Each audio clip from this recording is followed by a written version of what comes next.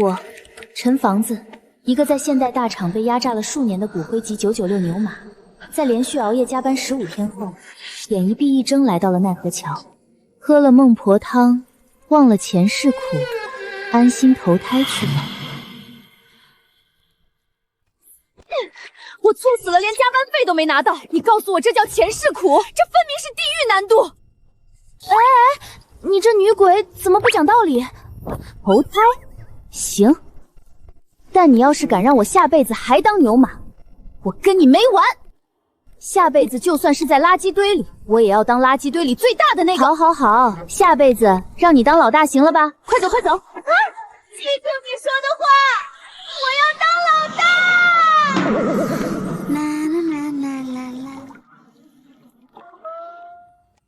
眼一闭一睁，又来到了星际的垃圾堆。孟婆真是好样的。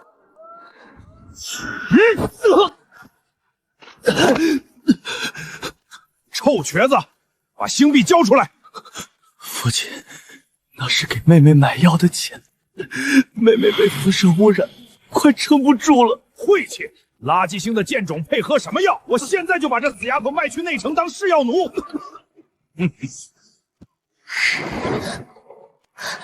醒了，正好，起来和我去内城。我是他的第16个孩子，因为在垃圾星，孩子就是资源，联邦会给有孩子的家庭补助，一个孩子1个月100星币，直到18岁。果然，不管哪个时代，都是越穷生的越多。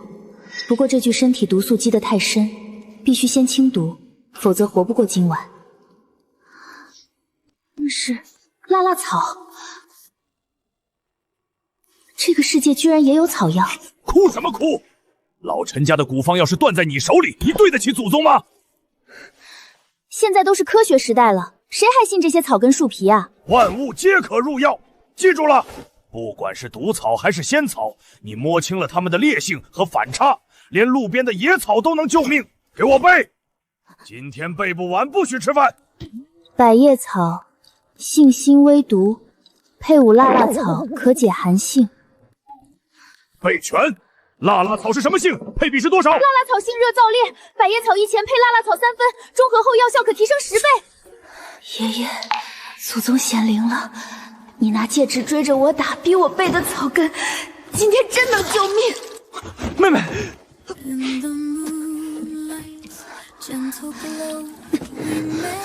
快来不及了，毒素攻心了。嘿，还能自己下地，挺好，省得我拖你。拖，下辈子吧。从今天起，只有我拖别人的份儿。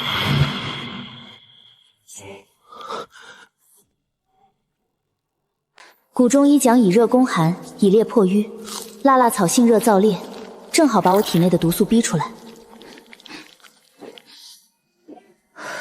嚼草根儿，饿疯了！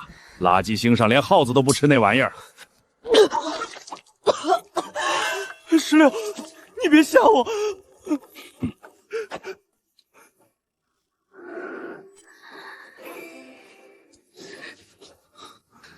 有用，毒血逼出来5成，命暂时保住了。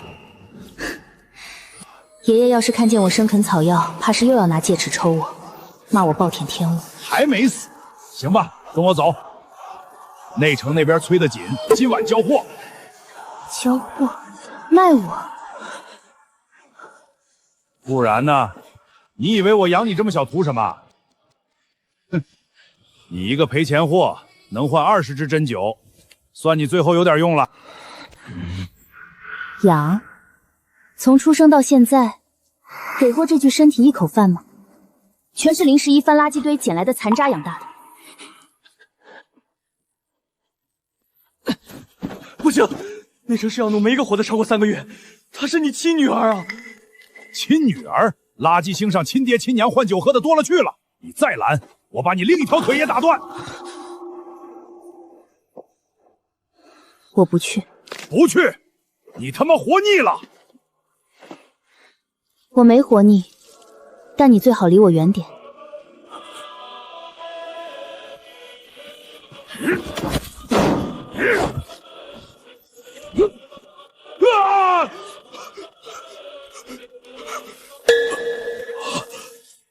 么东西？辣辣草。你刚才说垃圾星上连耗子都不吃的东西。你哪儿学的这些邪门东西？要么你现在滚出去，要么你继续跟我动手。我把这草汁全灌进你嘴里，顺着内脏一路烧穿，3天之内，从胃到心，烂成一滩泥。你敢！啊！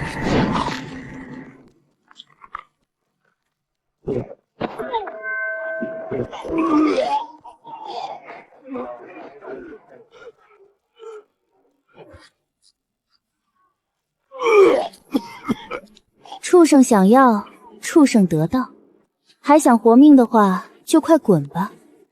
现在是不是已经觉得胃里像是一团火在烧？凭我10几年当牛马的经验，还能让你这种人渣骑头上？反了天了！你敢害你老子，你就不怕天打雷劈？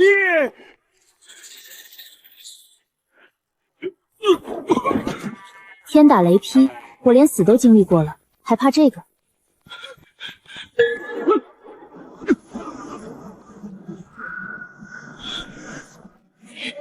你不是林16，你是恶鬼！你等着，12已经跟内城的李老爷谈好价钱了，明天他就带人来收你的尸。回去告诉林12，让他把价钱谈高点，别到时候连他的棺材本都凑不齐。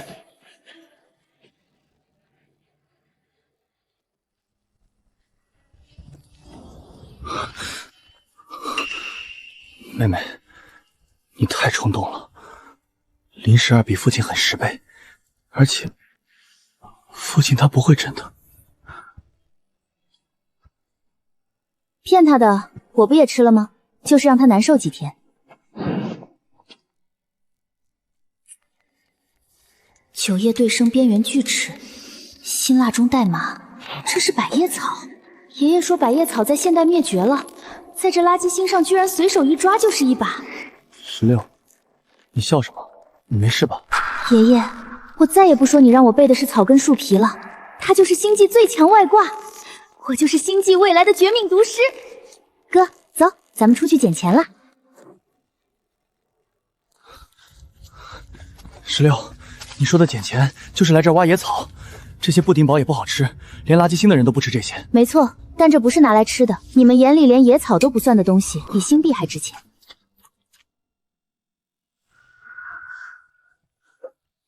紫之红血藤，居然连这个都有。这个又是什么？看着像烂掉的菜叶子。紫金红血藤，金枝碰到空气就会氧化成紫黑色，涂在伤口上能止血生肌，内服能通路化瘀。那岂不是和愈合药剂一样？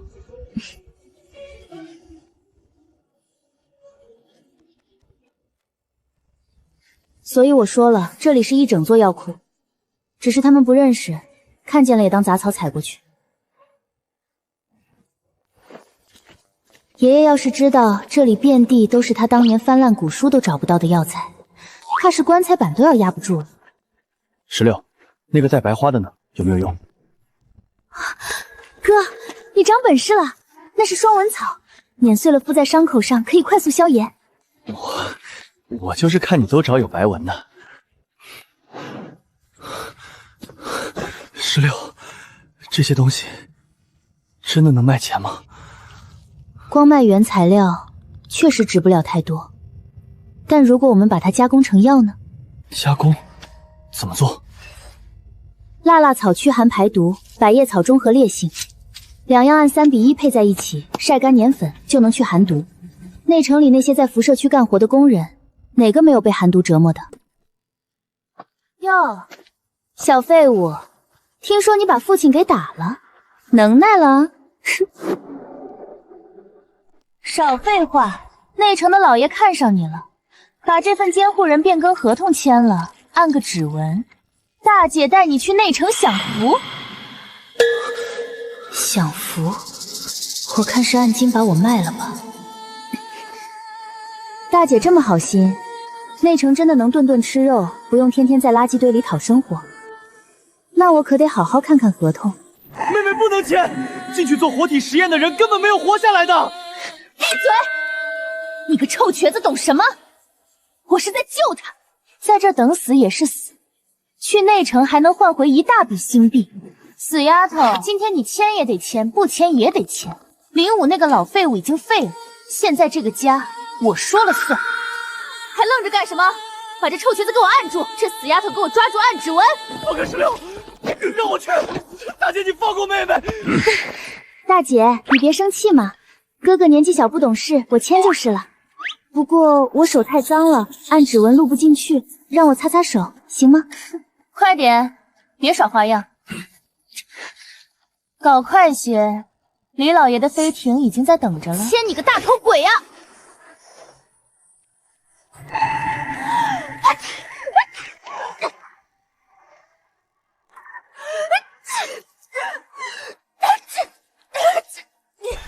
你放了手，我的鼻子05同款，不过他那幅以外用，正好你俩凑一对，给我试药，好好享受。给我收拾这个小贱人，蠢货！哦对，忘了还有你们。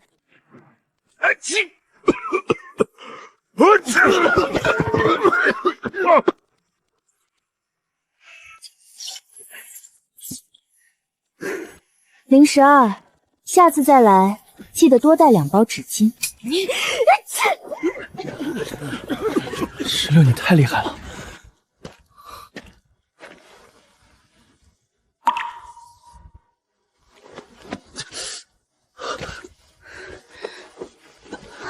哥，你这腿……没事，真的没事，16，哥习惯了，一点都不疼。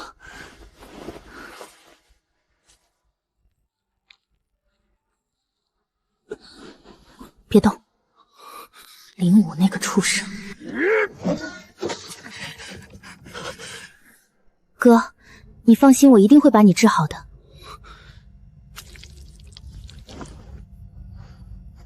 凉凉的，又有点热，好像没那么疼了。紫金红血藤专治淤伤旧患，但是现在我们找的这些草药还不能根治。16，你到底是什么时候学会这些的？你以前明明连草都没拔过几根，你现在简直就像是那些被追捧的天赋药剂师。前世那个在药碾子前被爷爷骂哭的少女，这辈子带着全部记忆重活了一次。这件事我能跟谁说？做梦梦到的。梦里有个白胡子老头拿戒尺追着我打，说背不完不让我吃饭。你这小丫头，做梦都这么辛苦。哥，012回去缓过劲来，还会再来。那怎么办？明天我们去找蓝医生。蓝医生，他是黑街最黑心的人。哥，要想真正在这破地方立住脚，要在这垃圾星上活下去，就得站到05、012企及不到的高度。不仅要活，还要活成别人绕着我们走的那种活法。从见蓝医生开始，从明天开始。妹妹，蓝医生真的会帮我们吗？黑街的人都说他以前是内城的医生，后来不知道犯了什么事被赶出来了，现在专坑底层人。他要是不帮我们，我就让他变成黑街最大的冤大头。什么意思？这片是辣辣草，你今天已经见识过它的效果了。一片叶子就能让人失控打喷嚏，打到脱力。你还要用它来对付蓝医生？不，这片是我在垃圾堆另一头捡到的。你认识它叫什么吗？好像叫臭乳果。内城的营养液里偶尔会加一点，说是能增强口感，但野生的一碰就臭，根本没人要。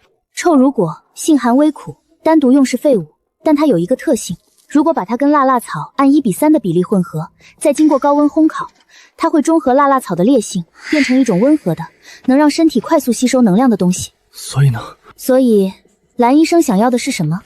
能让他赚大钱的药。我们手里有配方，他有门路，这叫资源互补。到了。哥，你信不信待会儿我们出来的时候，蓝医生得求着跟我们合作。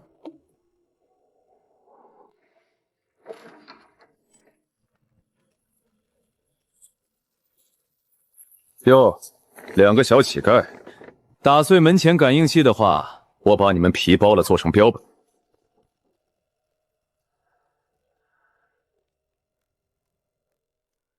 蓝医生，我今天是来跟你谈生意的。谈生意？小丫头片子，你知道在黑街谈生意的规矩吗？制腿加办2个黑木鞭马，一口价500星币。妹妹，要不算了，我们走吧。我这腿没事的。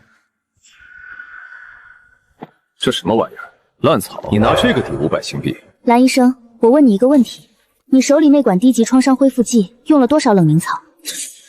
你一个小乞丐，连光脑都没有，懂什么药剂？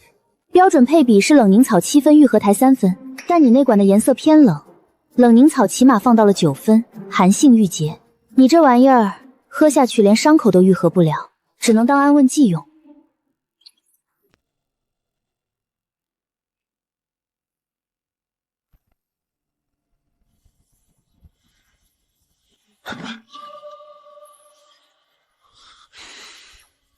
你刚才加了什么？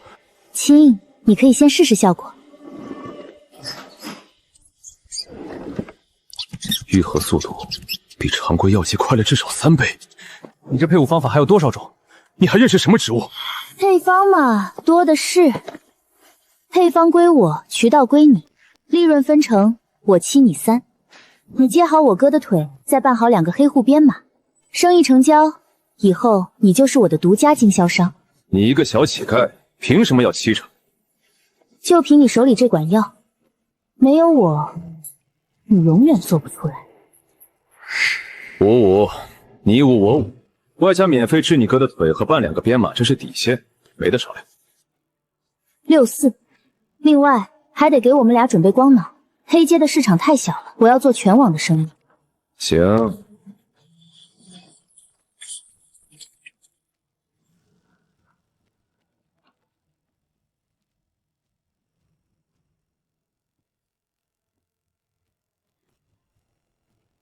华莱士大人，就是这个贱种，他动用非法武器袭击我，蓄意谋害内城监护人口。您看看我的脸，我的眼睛，全是他害的。请您立刻把他抓起来，直接扔进废料熔炉。这位就是黑街的土皇帝华莱士，也不知道他是不是一个喷射战士。华莱士大人，稀客稀客，您怎么亲自来了？这小姑娘是我刚签下的专属药剂学徒，不是什么危险人员。蓝泥鳅，少跟我来这套。我手上有黑街官方最高等级缉捕令，林16、林11，经实名举报，2人属于垃圾星无主流民，依据治安条例第3条，与无主人口等同于废弃废料。给你们2个选择：第一，自己戴上手铐跟我走；第二，我动手，3秒钟开始选。妹妹，别管我了，你赶紧跑，他们手里是激光枪。好，跑哪儿去？在华莱士大人的地盘，黑街上下他说了算。华莱士大人，您消消气，没必要跟2个孩子置气。我这边后续盈利分成，再给您上浮半成，咱各退一步，和气生财。半成分成，蓝泥鳅，你这点零碎收入也配拿来打发我？小丫头，别跟我耍小聪明。黑街之内，我就是规则，我就是法理。无编码流民等同于废弃垃圾，也不是没别的办法。1个月上交1万星币垃圾治理税，否则下个月熔炉就是你们兄妹2人最后的归宿。华莱士大人，您太高看他了。就这种底层蝼蚁，累死累活捡1年垃圾都攒不下50星币。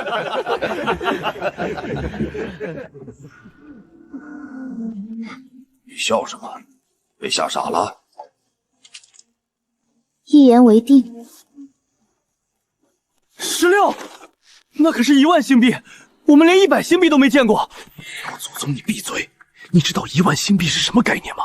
我1个月也就坑蒙拐骗7、8千，你这是自己往熔炉里跳。1万星币！华莱士大人，您听听，他居然答应了，他怕是连万字怎么写都不知道吧？决定。当然。你知不知道？石榴，你别逞强，我们俩就是死也凑不出1万。大姐，求你放过小梅，我跟你走。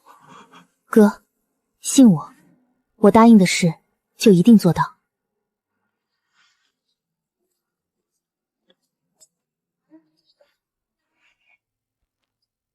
你干什么？华莱士大人说1个月交1万新币垃圾治理税，不知道能不能提前缴。蓝医生，借您一支制胜器。你又要做什么药？1个月1万新币，这点钱对华莱士大人来说是零头，但对我016来说，是我站稳脚跟的第一步。你，16，这是驱寒散的提纯浓缩液，您手下的兵在矿区巡逻回来，10个有8个被寒毒浸得关节变黑。1滴浓缩液兑1升温水泡脚，第2天照常出称，效果比内城的针剂快3倍。我当着您的面自己扎了1针，说明这东西没有毒，没有副作用。到时候我交的不只是1万新币，还有比内城便宜10倍的药剂，覆盖整个黑街矿区，给你们这些星际文盲来点小小的中医震撼吧。真有效果。大人，别听他妖言惑众，他是个没有编码的黑户。上层查下来，华莱士大人，算笔账，在垃圾星，你辛辛苦苦去刮搜那些连饭都吃不饱的流民，1个月能捞到几个油水？大人要不要拿着半管回去试一下？用得好，下个月矿区巡逻队的药费能省下1大半，省下来的新币不就是您自己的？大人，别被这个小贱人骗了！什么驱寒散，就是垃圾堆里扒拉出来的野草烂根。他连内城的学都没上过，他能配出什么药？整个垃圾星都没有1个天赋药剂师。大人，杀了我也不过是少了1个流民，等待1个月对你并没有什么损失，不是吗？好一个伶牙俐齿的死丫头，有种！走。大人，您不能就这么放过他呀，他就是个黑户。蠢货，滚！再敢出现在我面前，连你一块扔熔炉。1个月后，我要看到1万星币和你说的药剂少一样，熔炉见。16，你的手，你真的打进去了？浓缩驱寒散对人无害，但我刚才没说全，持续1小时的心跳150，可不太好受。你简直是个疯子！你真的有把握？1瓶驱寒散成本为0，卖10新币走量，1个工人治寒毒1天1瓶，1个人就是30新币。黑街矿区辐射工人有多少？哪怕只做其中100个人的生意，蓝医生，您帮我算算，1个月赚不赚得回1万？成交。少废话，赶紧把我哥的腿给我治好。放心，绝对用店里最顶级的军工级合金夹板，内城淘汰下来，但黑街用足够了。16，你没事吧？没事，先给我哥手术，心跳的事儿一会儿就过去了，腿的事儿等不了。星际时代的药剂学太死板了，只知道用高科技仪器野蛮萃取。但爷爷说过，万物皆有灵，经络才是根本。星际人所谓的残疾，很多时候其实是辐射导致的经络坏死，既可能接上骨头，但接不上气血。接骨很成功，骨缝对得准，夹板也固定的牢固，但是什么？黑街的辐射太重了，空气中、地下水里到处都是低量辐射，没有高级营养舱持续修复，他这腿以后撑死能站起来，想灵活走路难，最多3年，骨骼会再次脆化。那是你的常规医学。你干什么？那些草药没有经过灭菌处理，会引起感染的。你在做什么？这些野蛮的按压会让他2次骨折的！快停下！11，是不是很疼？我马上给你打止痛针。不是疼，热，好热，一股热流从妹妹按过的地方，顺着我的骨头缝钻进去了。居然有知觉了，我能感觉到里面的骨头在发烫。经络丰则百病消，机械接骨只是治标，打通经络才能治本。我好像有点不是很懂医学了。别愣着了，草药给我揉起来，今天睡地板，明天当老板。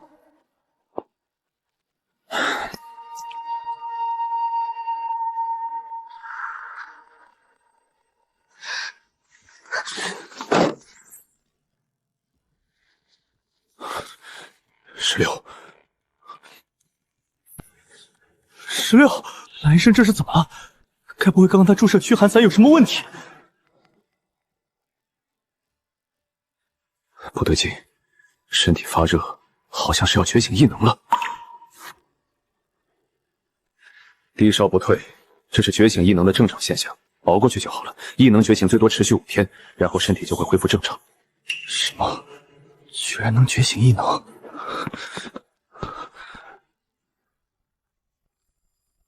不过感觉16体内变动很小，很可能觉醒失败。我们尽量别告诉他。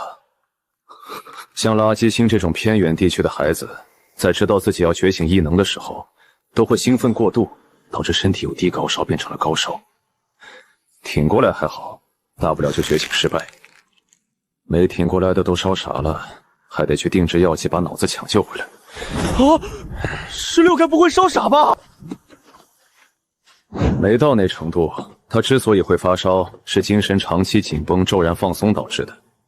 这大概诱发了他的异能觉醒，但他的身体太弱了，似乎受不住。那我是不是也能这样觉醒异能？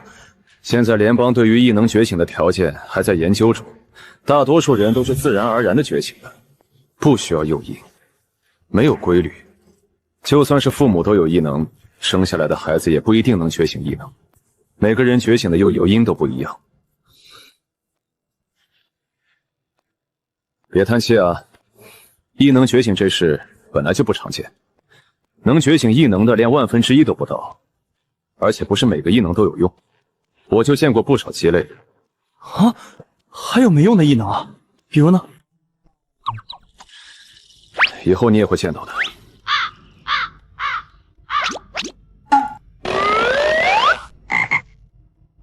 不开点药吗？不用，你当治疗舱是白躺的吗？那点低烧是异能觉醒的余波，退不了，只能自己熬过去。让他好好休息就成。觉醒异能很耗费体力，多给他补充营养，别饿着他了。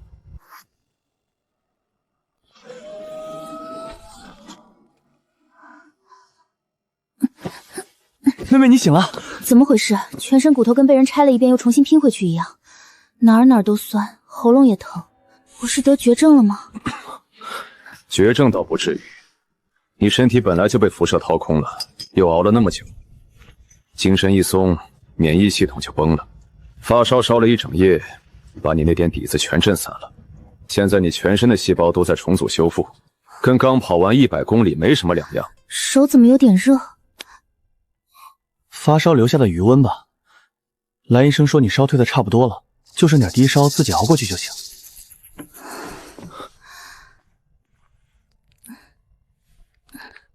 这不就是被人按在地上打了3天3夜，再扔进酸雨里泡了一整晚的感觉吗？放心，这种反应一般2、3天就过去了。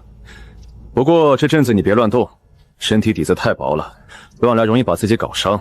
多休息，多吃点有营养的。我怎么感觉亏了呢？上辈子熬夜加班，好歹还能拿个全勤奖，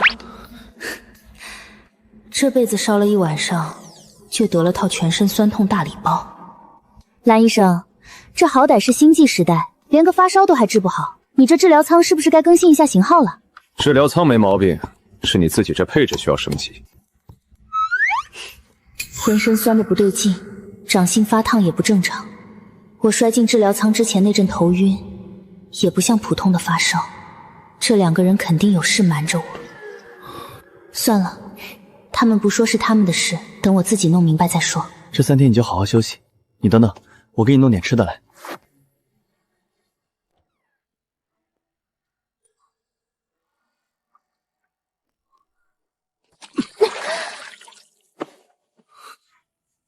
你烧还没退干净，泡冰水。你是嫌自己病得不够重？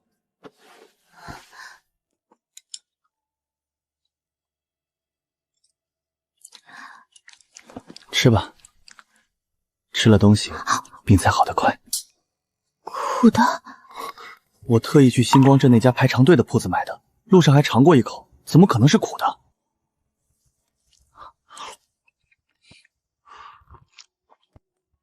不苦啊。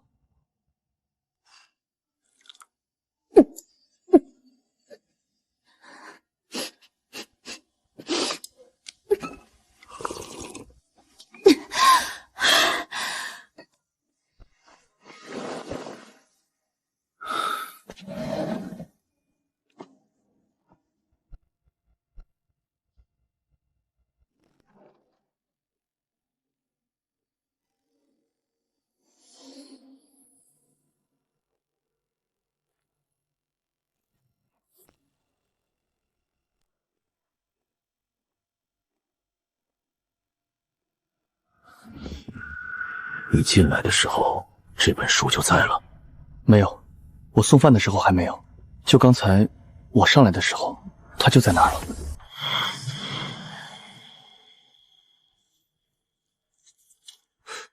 他这应该是觉醒了。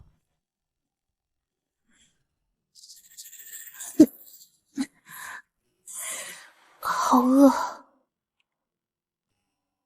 算了，睡着了就不饿了。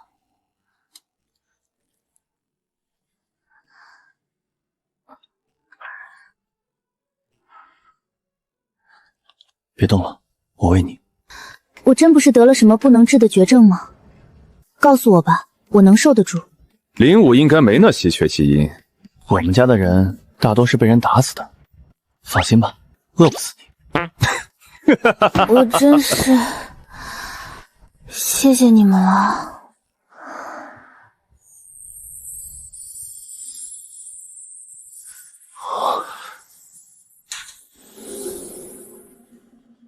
这是成了。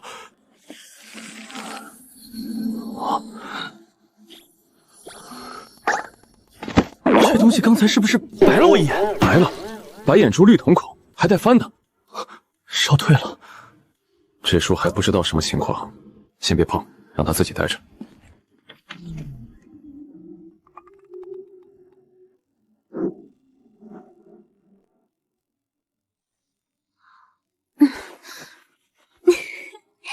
看来蓝医生没骗人，低烧过了就好了。好漂亮的书，谁送的？谁送我的笔记本？我太喜欢了！这么看着我干嘛？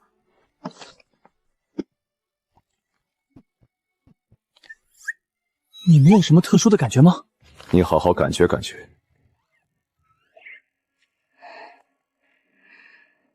这是异能？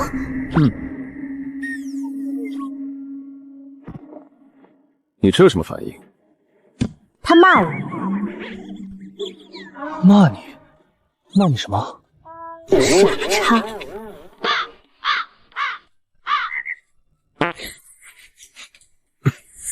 我可是幻想过我觉醒异能的。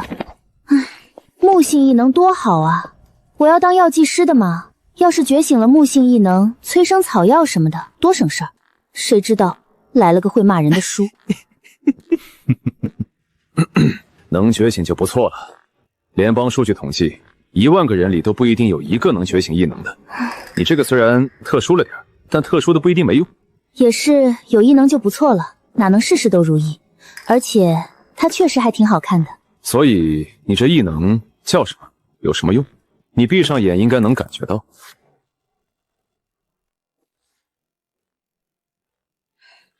叫碧落。碧落？什么异能？不是异能叫碧落，是这本书叫碧落。那异能名呢？没有，就只给了一个反馈，叫碧落。那你这异能到底有什么用？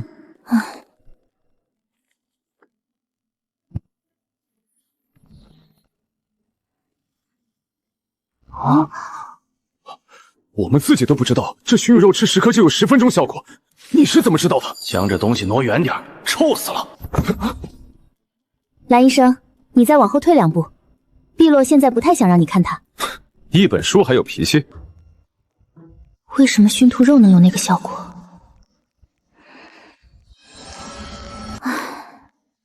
那你再问问，我们什么时候报复？我只是一本书，不是许愿池，做什么美梦呢？怎么样了？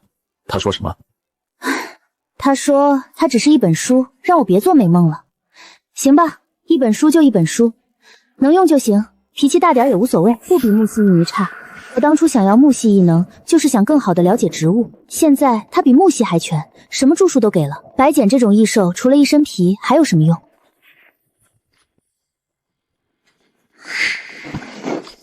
？16，没事，异能使用过度，体力跟不上了，让他睡一觉就好。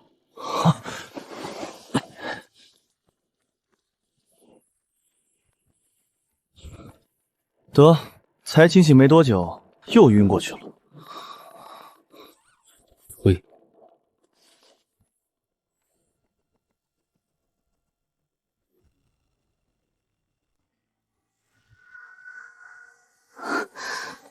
我睡了多久？16，你感觉怎么样？不长，3个小时。刚才谁让你上来就敢问3问4的？异能这东西不是这么用的。体力和精神力跟不上还敢强撑，不晕你晕谁？书呢？你晕过去之后，它自己变透明消失了。放心，能出现第1次就能出现第2次。你那异能不是丢了，是关机了。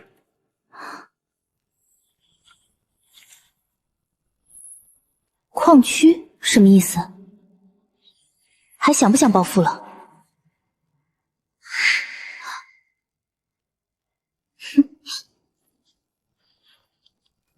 别收拾药了，动作快，去矿区卖药已经耽误好几天了。行行，你是老板，你说去就去。但你要是晕在路上，我可不背你。知道了，知道了，催命鬼。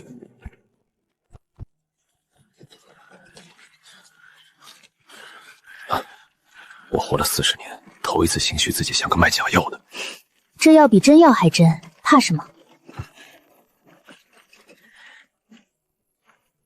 站住！干什么呢？矿区不许摆摊儿。兰氏诊所的流动医疗许可，上面有华莱士大人的签字。华莱士大人什么时候管起卖药的事儿了？行吧，进去，别挡着门口。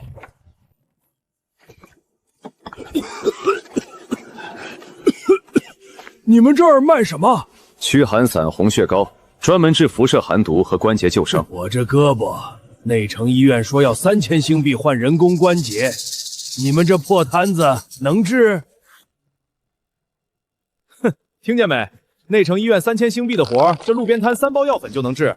我爷爷那辈儿就在矿区干活，前后后见过100多个卖药骗子，台词都一模一样。你们知道内城真正的药剂师什么价吗？配1瓶药起步500星币，还得提前3个月预约。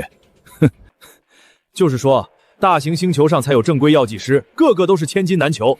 咱这垃圾星上什么时候也出药剂师了？我还说我是星际总元帅呢。3包驱寒散，1包兑1升热水泡胳膊，每天1次。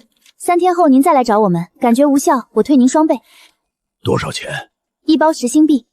哼，听见没？10星币1包，3包就是30星币，1份营养液才10块钱。你们算算，这3包破草粉够买3份营养液了，就换几包不知道什么玩意儿出来的泥巴。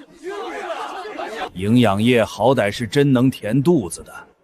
老李叔，你这胳膊内城大夫都没辙，这3包草粉能有啥用？我看还不如去买瓶酒，起码喝完还能迷糊一觉。行吧，就当买3碗汤喝。要是没用，我下次真来找你退双倍啊！说到做到。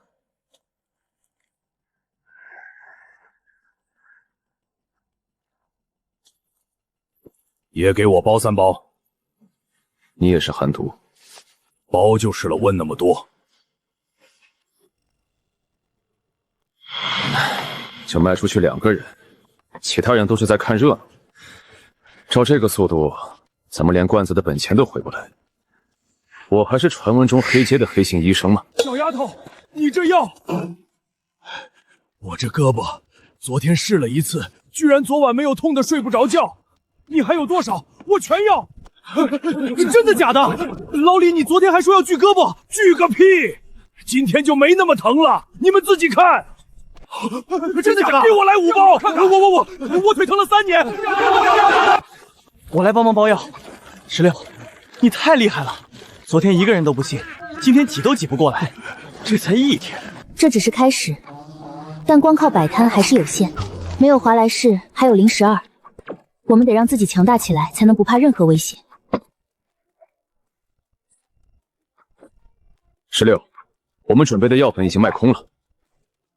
各位，今天的药已经售罄，没有买到的不要急，我们明天还会再来。这才卖多少啊？下次多带些。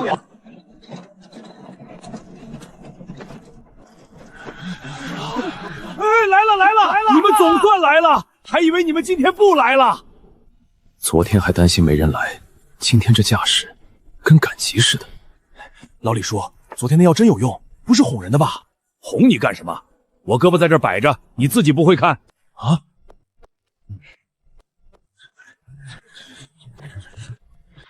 等等，你们这药有问题。你这药我泡了2次，胳膊该疼还是疼，跟泡热水没区别。这位兄弟，药效因人而异，有的人吸收慢一点也是正常的，3天1个疗程。你们无效退双倍，我只用2次，没有一点效果。今天不退，明天是不是该说5天无效才退了？真的假的？老李叔不是好了吗？不好说啊，老李叔是老李叔，万一就他管用呢？咱们买了要是没用，30星币不就打水漂了？怎么，怕我拿了钱就跑，还是怕你的药被人当众拆穿？你泡了2次，具体怎么泡的？一包到盆里，加热水，泡了20分钟。水温热？多热？你问这么多什么意思？驱寒散的用法，我昨天说的清清楚楚。1包兑1升热水，注意是热水。你的胳膊皮肤没有发红发烫，说明水温不够高。你没用热水，用了温水，对吧？无效退双倍，是我说的，绝不赖账。但前提是按照正确的方法用。这份是新的，今晚回去按我说的水温泡1次，明天来找我，有效你再买，无效30星币翻倍60，我1分不少退给你。小伙子，我也用了2次，真管用。你这泡法要是错了，冤枉人家了，多亏呀。也是，人家老李叔这胳膊大伙都看见了。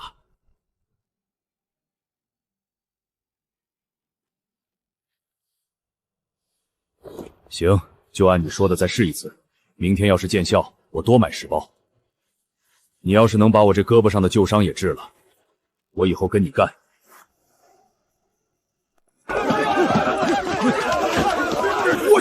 我欠，我要5包。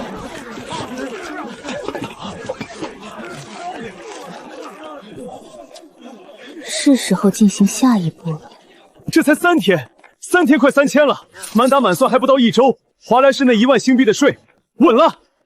我活了10几年，从来没有见过这么多钱。以前翻1个月的垃圾，加起来都不够桌上这一把的零头。明天咱们再早点去，赶在矿工上工之前就把摊支起来。今天还有好几页没买到，保准一上午就卖光。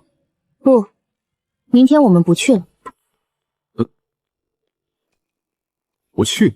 什么意思？矿区那边正热着呢，今天那排队涨得都拐弯了，这时候断掉。基础药卖的再多，也是1包10星币，太慢了。那妹妹你打算怎么做？矿区那边不能断，但不是我们亲自去，从里面挑几个人做分销，口口相传比我们摆摊快100倍。要给他们，让他们自己卖，拿货价7星币1包，他们卖10星币，中间差价是他们的。我们给成品，他们只管卖，这样我们不用天天跑，矿工也能买到药。你这是把矿区交出去了，这主意不像是你现想的。你什么时候琢磨出这套分销路子的？他说的，我刚睡醒那会儿翻了一眼，他把矿区的几个人标记出来了。连分销方案都是书报你写的，你这异能比木系还省脑子。省不省脑子不重要，重要的是他能用。走吧，趁着老李叔他们还没下工，把这事敲定。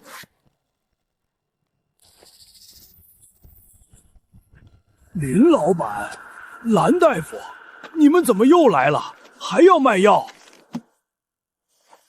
李叔，今天找你们是有一件事想商量。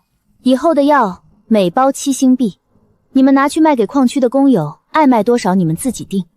10块也行，15也行，中间的差价归你们自己。你的意思是，我们帮你卖药，你给我们按拿货价，我们赚多少算我们自己的？对，我来供货，你们自己定价，自己卖，自己管账，我只收7星的拿货价，卖多少赚多少都是你们的本事。但是有一点，必须是大家都能负担的价格。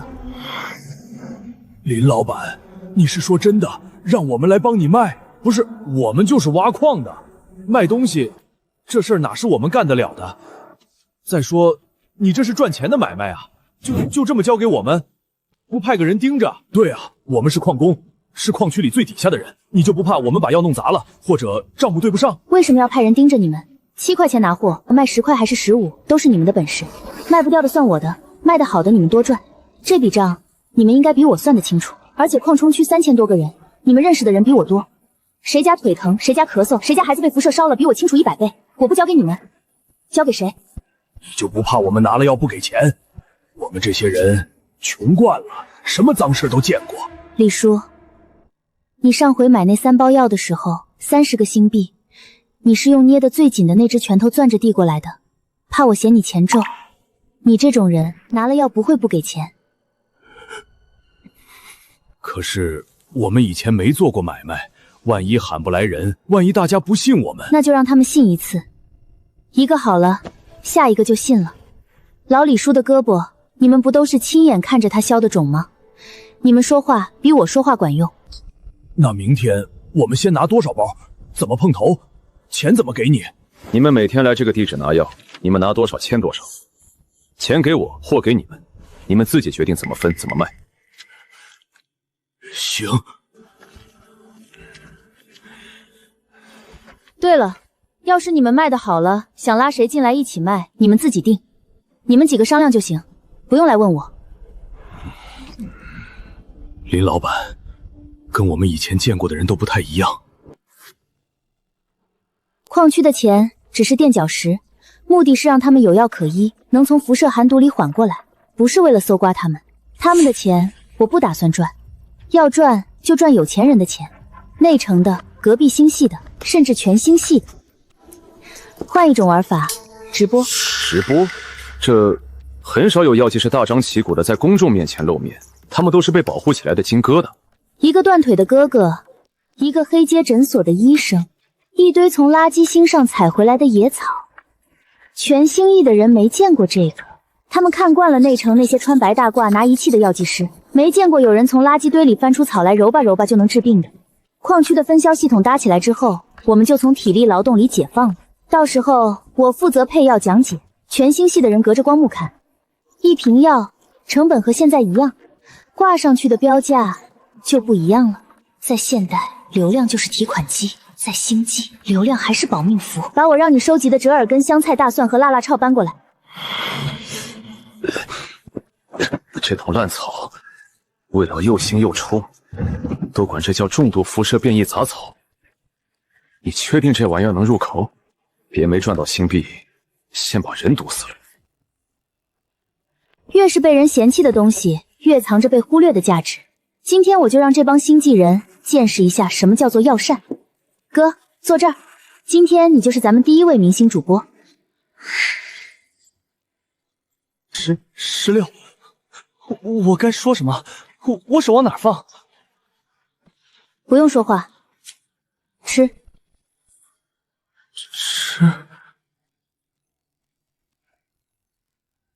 家人们，欢迎来到药膳坊。今天卖纯天然无污染的星际古法药膳。我们的口号是：吃最臭的草，做最亮的仔。你们面前的这堆东西，你们管它叫重度辐射变异杂草。垃圾星上遍地都是，闻着腥，嚼着冲，长得丑。今天我哥现场试吃，还能当场觉醒精神力。哥，拼一把，信我。这是我这几天熬夜实验出来的，疏通你体内的残留辐射。我什么时候害过你？你还有多少我不知道的惊吓？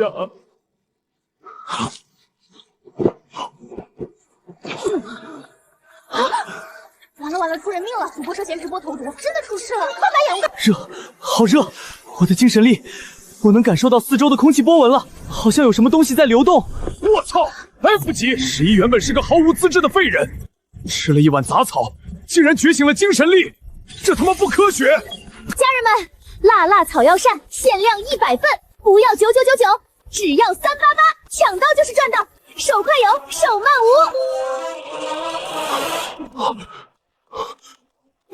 少卿，我们现场发货。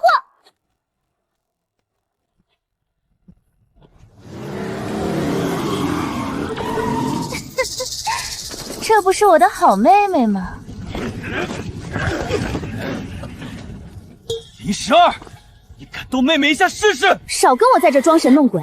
林16，听说这几天你在矿区赚了不少，你这回又来上门送人头，少废话，动手！把这贱种的手脚给我剁了！别以为华莱士大人真的会对你一个流人感兴趣。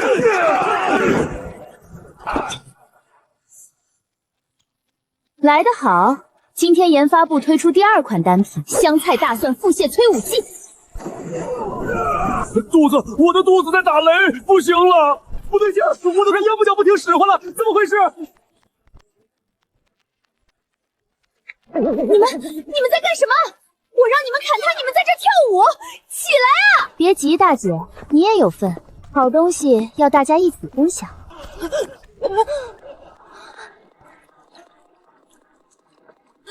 你给我喝了什么？放开我！救命啊！我的肚子，我的脚不听使唤了！林16，我要杀了你！林16，你这个贱人，给我解药！我要杀了你！杀了你啊！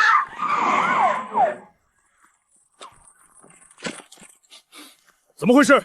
谁在黑街聚众闹事？副队长，救我！林16投毒，快把他抓起来，关进熔炉！离老子远点儿，恶心死了！哎呀，这不是16老板吗？华莱士大人特意交代过，以后16老板在黑街横着走。这疯婆子冲撞了您，副队长，我这批货可是要按时给华莱士大人算分红的。这位女士严重阻碍了我们的物流进度，严重危害黑街公共安全。来人，把这个疯耙子直接流放到外围辐射区去。不，你们不能这么对我！林16，你不得好死！效率不错，下个月的分红我会跟华莱士大人提一句你的绩效。谢谢16老板，祝您财源广进。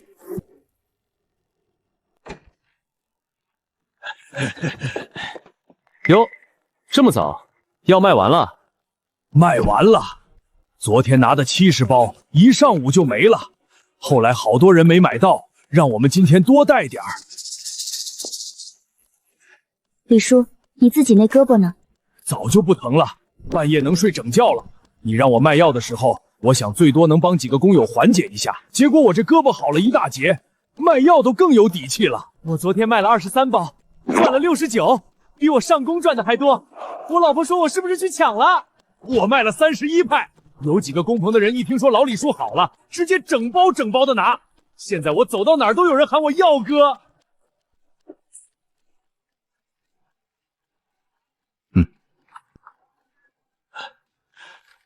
大哥，你老婆生了？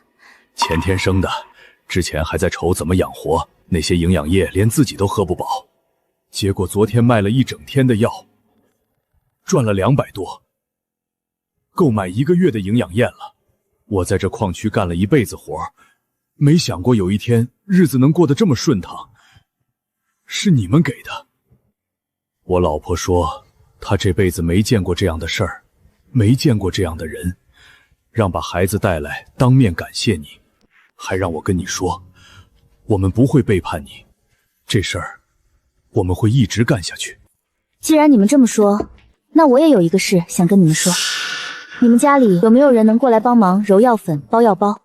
我们现在人手不够，现在市场慢慢打开了，需求量上来了，包药的速度跟不上卖药的速度。你们家里有谁手巧的、闲不住的，可以来诊所帮忙，按包算钱，1包1个星币，干得多拿得多。来的人你们自己挑，你们信得过谁就带谁来。还是那句话，你们自己管。真的吗？我兄弟的老婆、孩子、老母亲都在家闲着，一个比一个手巧。明天我把人带来，10个够不够？先来15个人，试试看。林老板，你上回说的话我一直记着，明天我们把人带来，你放心，这事儿不会出岔子。你把他们拉进来，不只是为了包药吧？他们信我，我不能只让他们卖药。授人以鱼不如授人以渔。他们要是出了事，矿区3000多人就断了药，我不可能天天盯着矿区。所以最好的办法就是让他们的日子越过越好。日子好了，他们自己就会守住这份活计。你才多大就想这么多事，会老得快。日子过好了，谁都不想回去过苦日子。我是这样，相信他们也是如此。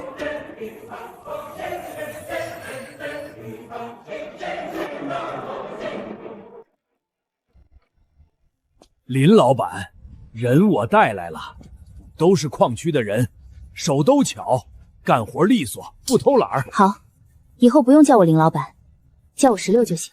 那就开始吧。蓝医生，你先把人和药安排一下。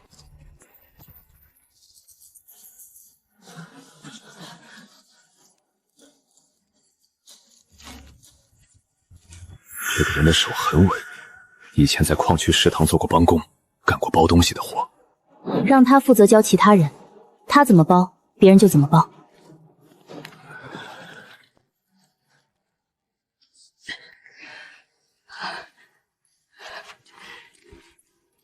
谢谢你。谢我什么？我以前在矿区食堂帮工，手没停过，1个月就50-60新币。今天一上午，我包了100多包。按你说的，1包1个新币。我从来没想过一天能赚这么多。我们这些人都是被挑剩下的，从来没干过像样的活。你手稳包得快，这活适合你，只要你想干，就一直有活干。今天的活干完了，总共包了1400多包，每个人的数都在上面。今天辛苦了，钱按包结算。蓝医生在桌上放了信封，上面写着你们各自的名字和数量，走的时候自己拿。明天还是这个时间，这个位置，来不了的提前让人带句话就行。我明天还来。那个，林老板，我女儿能来吗？她手也巧。你女儿多大了？15，手脚麻利，干过矿区食堂的杂活，就是怕你们不收这么小的。明天带她来。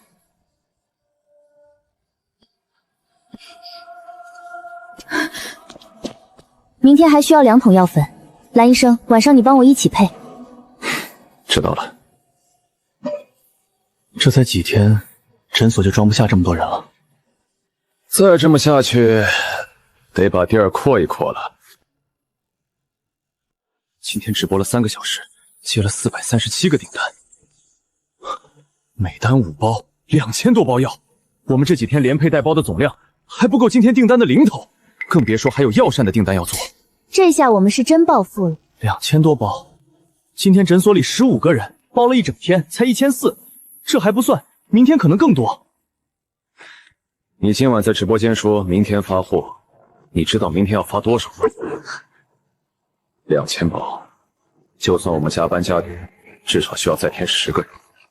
老李叔他们那些矿工家属还能再叫来人吗？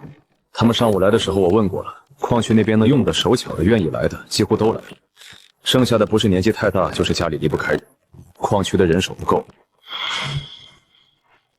那就不从矿区找了，黑街外围那些住在废弃管道、废料堆里的流民，找手脚干净、没有案底的，能干活就行。流民？他们连固定的住址都没有，今天来了，明天可能就走了。你让他们包药，能靠得住吗？靠不住的人在哪儿都靠不住，靠得住的人在流民堆里也靠得住。你让老李叔去传个话，要找那些想从流民堆里出来的人，不是混日子的人。这一片我认识几个，都是在这里住了好几年的，没犯过事，干过一些杂活，现在没人给他们活干了。老李，你带这么个小丫头来干什么？有活干，包药，按件算钱，每天结算，管一顿中午饭。想来的就去蓝氏诊所。包什么药？有危险吗？没有，就是揉药粉包油脂封口，手稳就行。干一天有一天的钱，不欠账。出来。想来的就跟我走，不想来的不勉强。明天还想来的，明天自己过来。诊所早上9点开门，下午6点关门。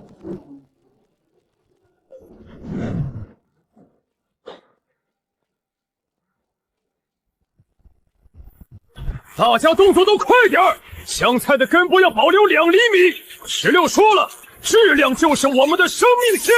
妹妹，爆单了，全是内城那些边缘贵族和军校生下的单，咱们根本熬不过来啊！熬？现代社畜从不靠体力硬熬，我们靠的是体系和流程。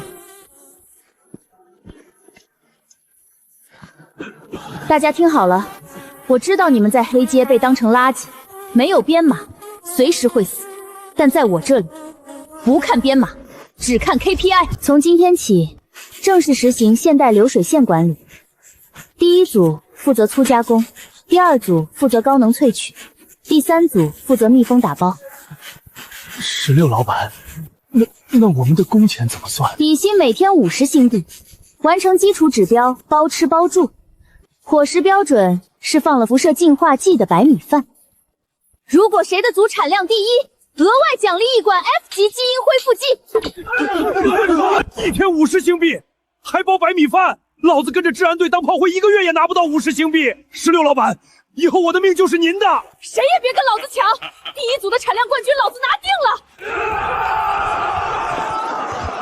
16，你这套 KPI 和包吃包住简直比毒药还厉害。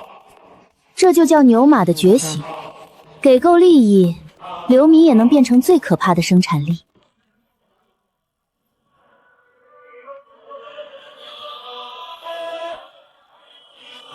你就是那个在垃圾星哗众取宠，用有毒杂草冒充药剂的黑户丫头。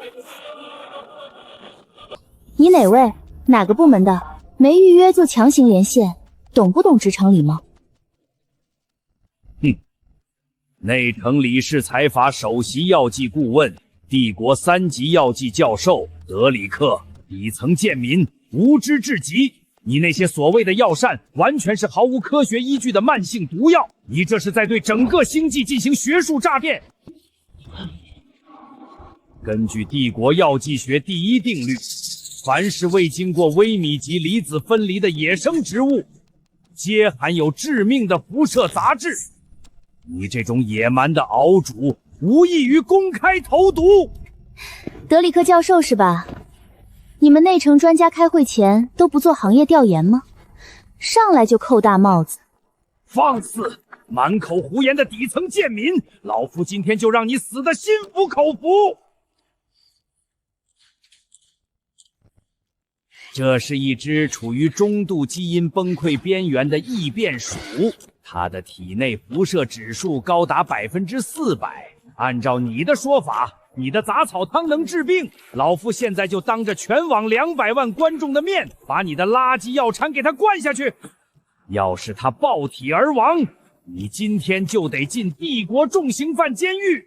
行啊，既然德里克教授主动送上门来当测试工具人，那我也不能不给面子。现在就全星际直播。蓝医生，去把我昨天做出来的驱辐射汤拿过来。德里克教授，接好了，这叫温阳驱寒以毒攻毒，给他灌下去，保证药到病除。冥顽不灵！今天老夫就亲手撕碎你这个黑户的骗局！哈哈哈哈！看到了吗？基因彻底崩溃，他的身体马上就要。B 辐射指数由400%降至65%，生命体征恢复平稳。不可能，这不可能！纯天然的杂草怎么可能绕过分级器，直接净化基因辐射？行了行了，别看了，加班费少不了你们的。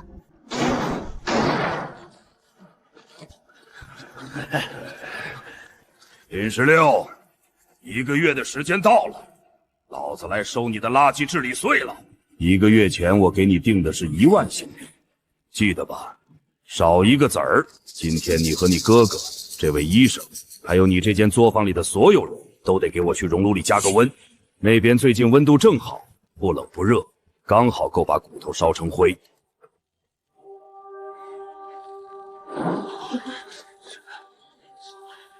华莱士大人，急什么？刚到月底你就急着来催业绩，不知道的还以为你急着去投胎呢。12000星币。现在华莱士大人，履行你的承诺，把属于我和我哥的合法居民编码拿出来吧。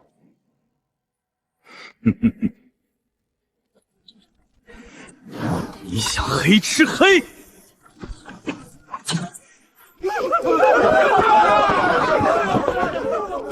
黑吃黑，小子，这里是黑街，老子就是规矩。这2张破编码，老子要是给了你们，以后还怎么用这个由头来拿你们的分红？职场最忌讳的就是不讲契约精神。现在把你们配方全部交出来，从今天起，这间作坊姓华莱士。你和你哥还有那位医生，老老实实当老子的摇钱树，否则现在就送你们上路。内城李氏财阀的走私飞艇已经对接过了吧？你怎么知道李氏财阀？若想人不知，除非己莫为。你以为你瞒得很好？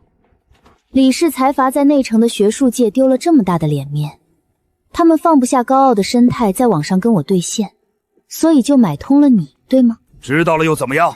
老子也不怕告诉你，上面下达了死命令，3天后对黑街进行全面的无主人口大清洗。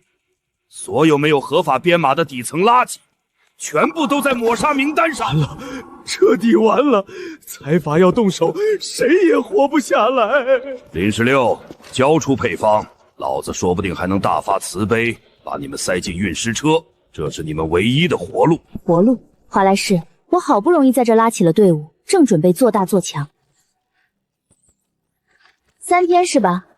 回去告诉你的主子，这黑街他们进得来，但能不能出去，得看我的锅答不答应。动手！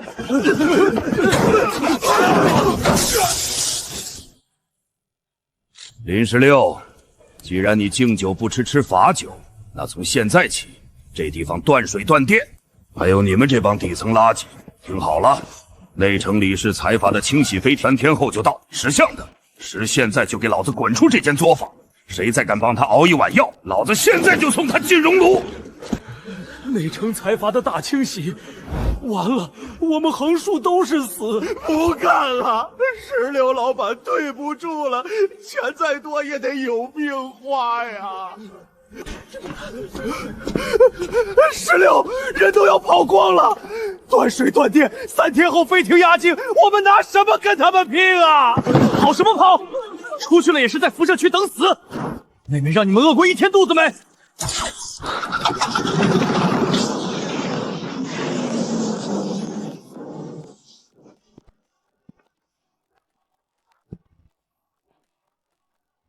都把包袱给我放下，开饭了。这是纯天然的白米饭，里面居然一点辐射杂质的异味都没有。只要你们走出这扇门，3天后就是飞艇下面的一缕灰。但如果留下来跟着我林16，我不敢保证你们大富大贵，但我保证让你们每天都吃上这种白米饭。甜的，真的是干净的米饭。妈的，横竖是个死！老子在黑街像狗一样活了30年，16老板，老子不走了，跟他们拼了！不走了，跟他们拼了！很好，拿好你们的饭碗，吃饱了，连夜开工。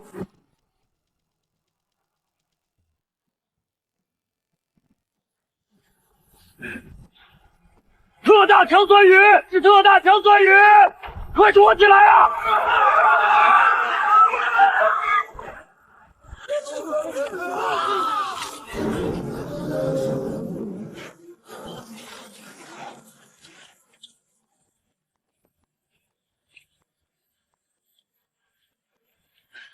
黑街的工友们不要慌，16老板奥特效棚不要高所有人排队免费领1盒，一个街区8盒，签到签得，不收1分钱。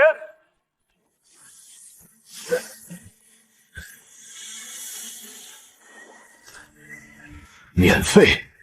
在这垃圾星上，怎么可能有人免费送药？我活了20年没见过。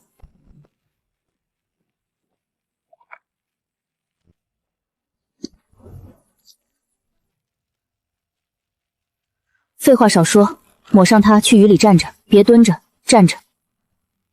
神了，真的不疼了！这雨落到身上变成温水了！16老板，救命啊！排队，人人都有，别抢，今天的药就没了。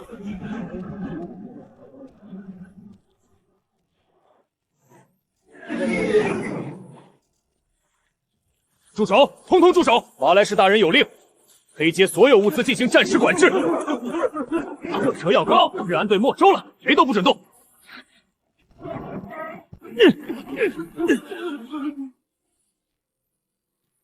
工友们，这药膏是你们活命的本钱，现在有人要抢你们的活路，你们答应吗？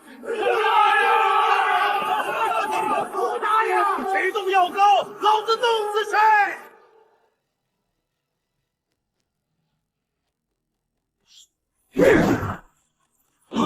反了！你们这帮贱民造反吗？华莱士大人一句话就能把你们通通扔进熔炉。你们有多少人？10个、20个？华莱士大人手里有300个持枪的治安队员，你们这帮拿铁管的流民，拿什么跟治安队拼？识相的让开，让开！去你妈的华莱士！以前不给活路就算了，把我们赶到黑街最外围的废料堆里住，营养线限量供应，生病了自己扛。现在连16老板救命的药膏都要抢，以前不给活路，现在连活都不让活了。横竖是个死，今天谁敢动16老板，老子先拉他垫背，这原来也一样。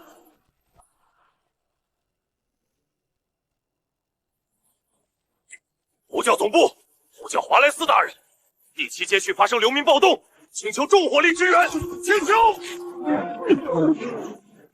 我说过，别动我妹妹。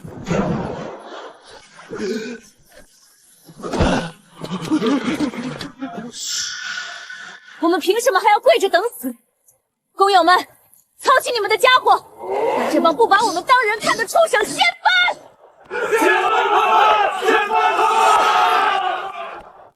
从今天起，黑街第1底层工会牛马帮正式成立，我就是帮主。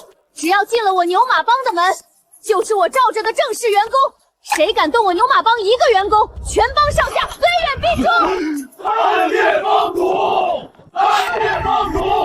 参见帮主！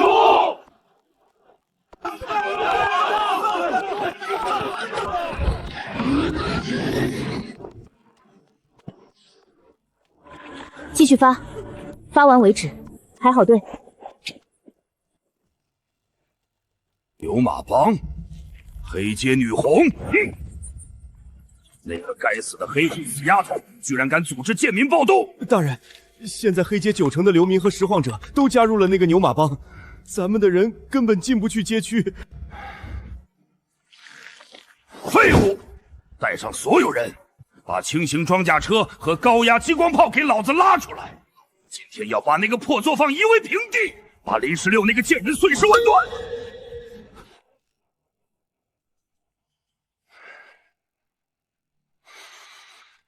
林16，再不投降，老子把这条街彻底轰成废墟！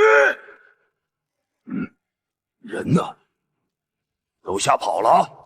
华莱士大人，欢迎来到牛马帮的第1防线。今天研发部给你们准备了新产品——超级加倍折耳根大蒜恶臭烟雾弹。工友们，放毒！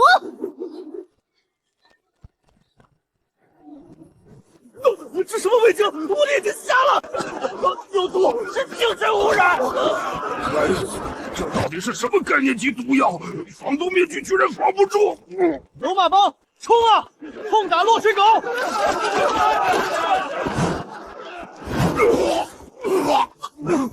撤退！快撤退！这帮疯子不是人！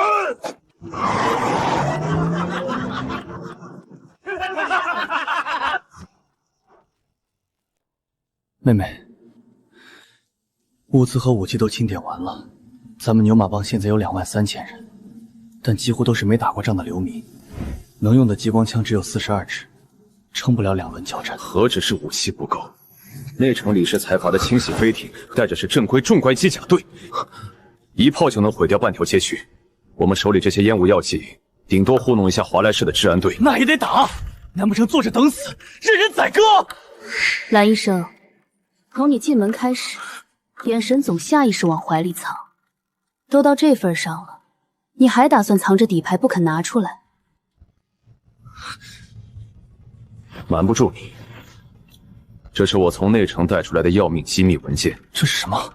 这里面记录了李氏财族这几年在黑街秘密做人体实验的所有核心数据。他们这次所谓的街区清洗，是他们研发的危险药剂到了最终实验阶段，打算用我们整条街2万多条人命完成最后的数据采集。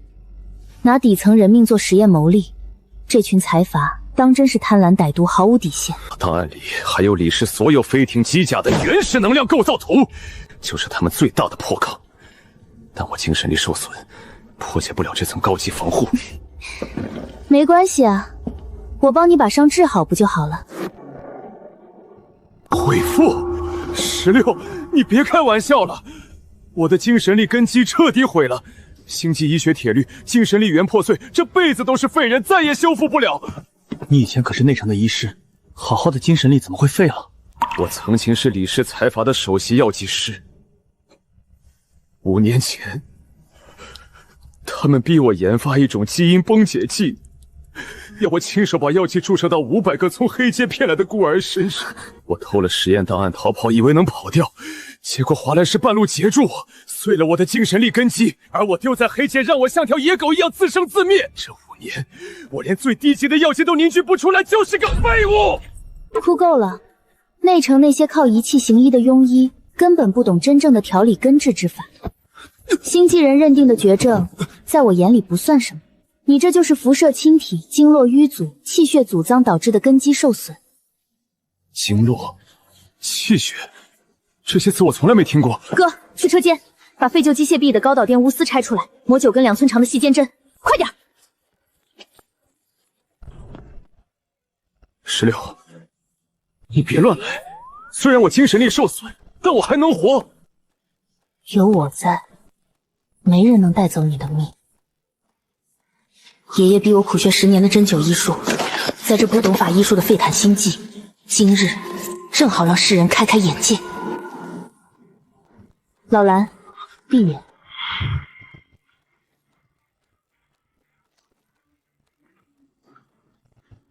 16，千万小心，稍有偏差我就彻底废了。闭嘴，痛苦过后便是新生。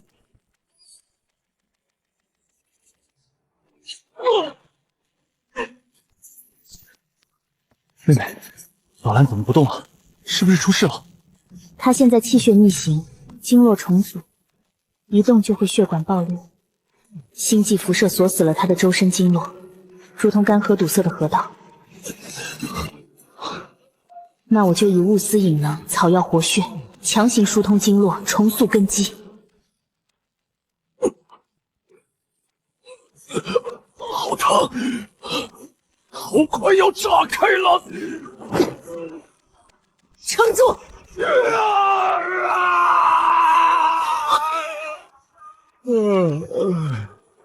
这破班什么时候是个头？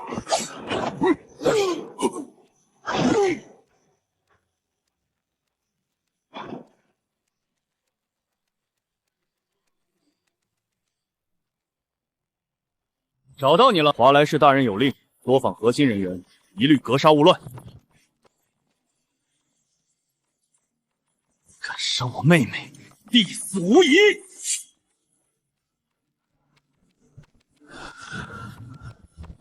最后一针，通脉还阳，破！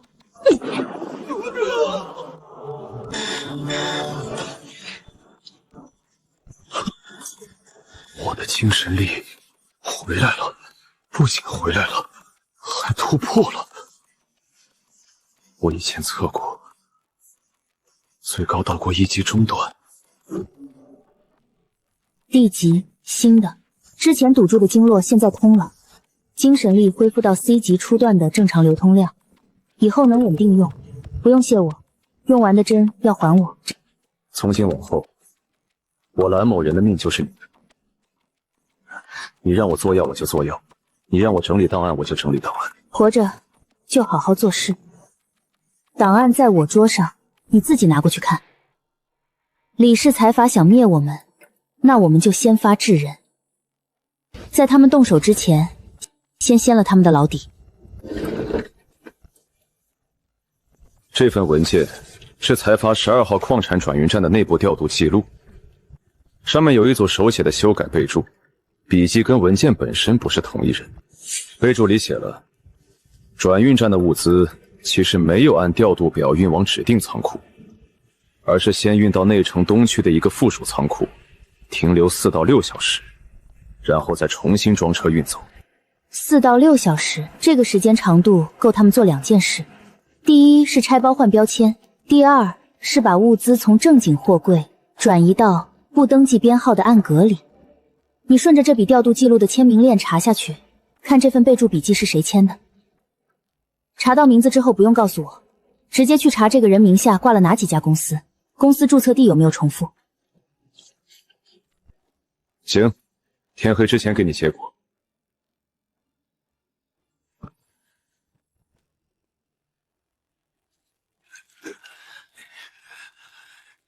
外面那批人走了，但估计还会再来。来就来，下次来的时候，他们已经不是治安队精锐了，是李氏财阀的搬运工。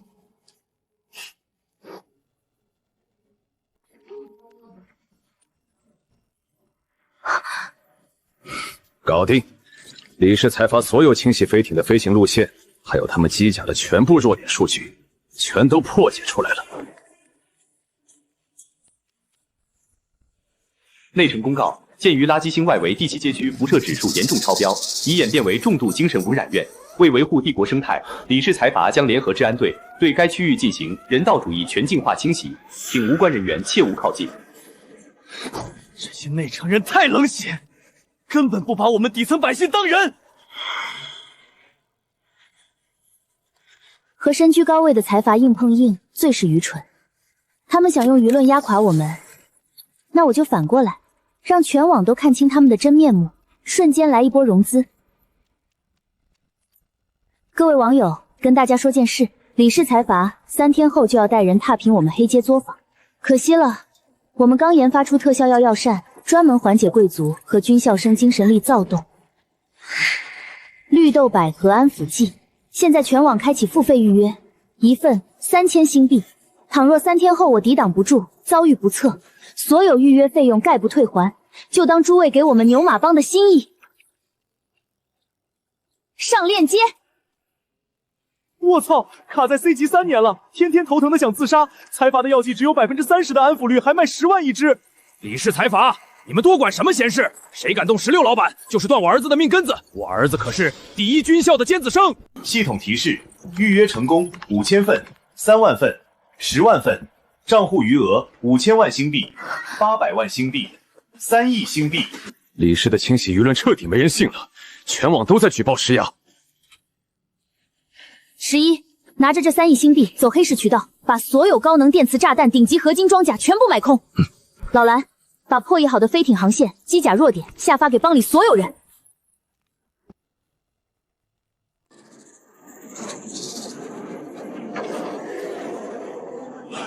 来了，是内城的正规舰队，太庞大了，根本没法打。他们一炮就能把整条街炸成废墟。76，哈哈哈哈！3天期限已到，你们这群无依无靠的底层贱民，识相的立刻跪下交出药膳配方，否则让你们所有人化为飞灰。华莱士，回去告诉你的主子，我给他们3分钟时间撤退，3分钟后仍不肯离去，我便尽数剿灭，绝不留情。死到临头还敢狂妄！炮开火，把这丫头轰成肉泥！ 16，锁定他们的能量频率了。华莱士带路暴露了飞艇的原始能量构造，所有弱点全都摸清了。正好，我们清净材置办的重武器，今日正好派上用场。11，动手。收到，内城的诸位，接招！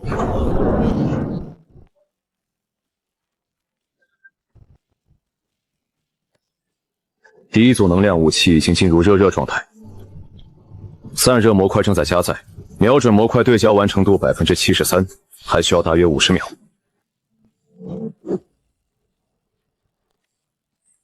47秒的反先窗和收器内，我们有7秒的射击窗口。穿在店里来，如果不能在第3秒前锁定目标，后续能量流动会重新扩散。再等下一轮窗口需要47秒。47秒一轮，我们有2次机会。如果第一次打偏，第二次必须在同样的窗口内补射。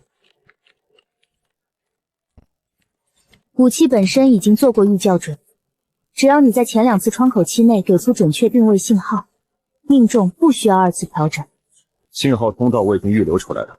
如果你第2次开火需要重定位，通道会在第34秒自动切换一次备用频段，不会占用主通道的传输带关。下一轮窗口在18秒后到达。第一次射击窗口，从到达后的第1秒到第6秒都可以开火。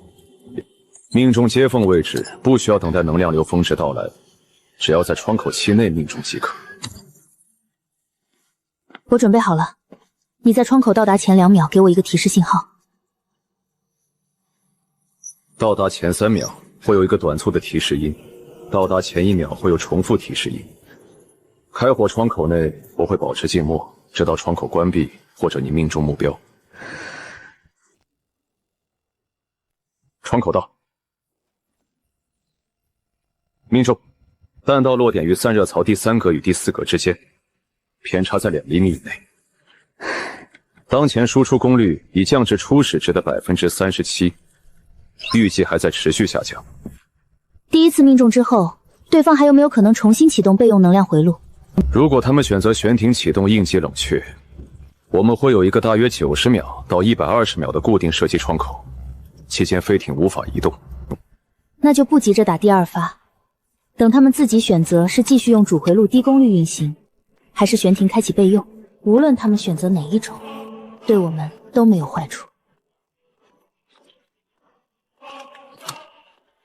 11，第1发命中，飞艇主回路受损，输出功率降到40%以下。目前没有观察到他们转向或启动备用回路，保持现有阵型，不要提前推进。如果他们开始悬停，告诉我。收到，队伍已经散开了，目前在飞艇正下方偏东南方向待命，距离约200米。看到他们尾部的能量光变暗了，确实降了不少。等你下一步指令。他们还没有启动应急冷却，主回路功率目前稳定在35%左右，没有继续下降，也没有回升。他们可能在等我们以为他们降落了就散开，然后趁我们分散的时候再恢复动力。11，队伍别散，等他们自己动。他们不动，我们也不动。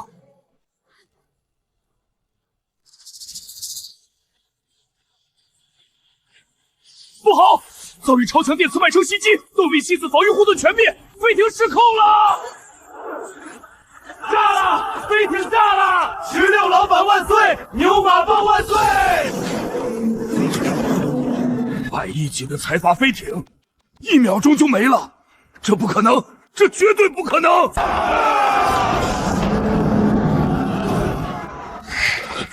有什么不可能的？第7特种机甲小队执行清洗任务，底层暴民检测到恶意抵抗，判定全员抹杀。这是内城的铁甲卫队，连激光枪都打不穿他们的超合金外壳。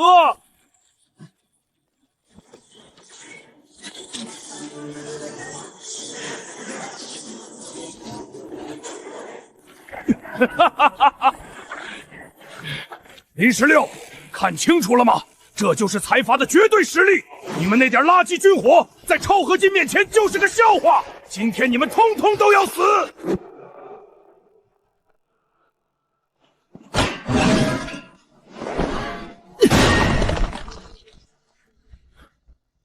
妹妹，老蓝，你们赶紧撤去地下防空洞，这些机甲不怕普通热武器，我来拖住他们。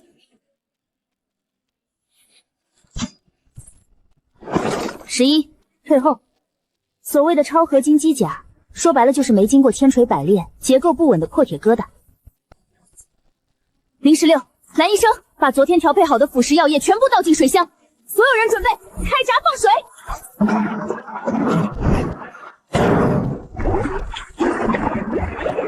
收到，开闸！内城的家伙们，好好尝尝我们黑阶的独门手段。愚蠢！普通液体根本破不开我们的合金防护。等等，警告！外壳正在被未知强酸溶解。我的机甲外壳融化了，动力管线全断了，彻底没防御了。这到底是什么东西？没见过吧？这就是专门克制你们机甲的独门腐蚀法子。11，别愣着，收拾他们！该死，动力核心受损，所有人启动反应堆超载。既然灭不掉他们，就把整条街全部炸平，同归于尽。16，糟了，他们要核能自爆，一旦爆炸，大半个黑街，咱们的作坊全都保不住。炸，全都炸死！林16，你本事再大，今天也得跟我陪葬。11，接住，赶紧补力！妹妹，这是什么东西？强效补气汤药，喝下去把那个快要过载的机甲给我徒手撕碎！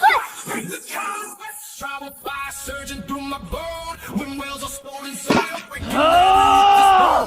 我现在浑身充满力气，上，直接拆了这台机甲。检测到高能生物体逼近，警告，给我停下！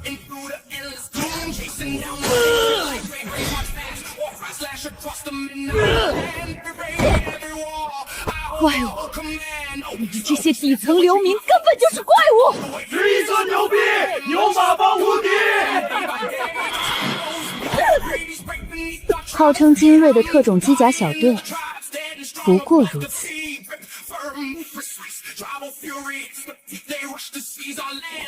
华莱士，你的靠山已经没了，现在我们该好好算一算旧账。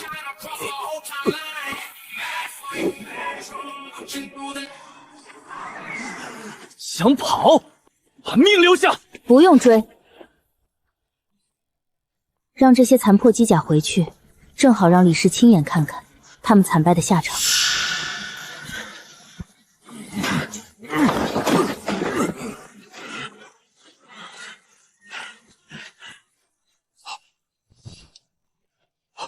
16，华莱士要从后门逃了。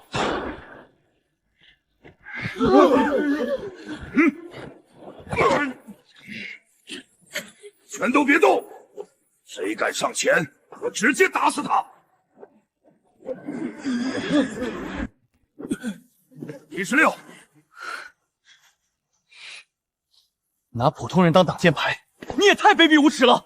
马上给我准备一艘满能量的悬浮飞艇，大不了同归于尽。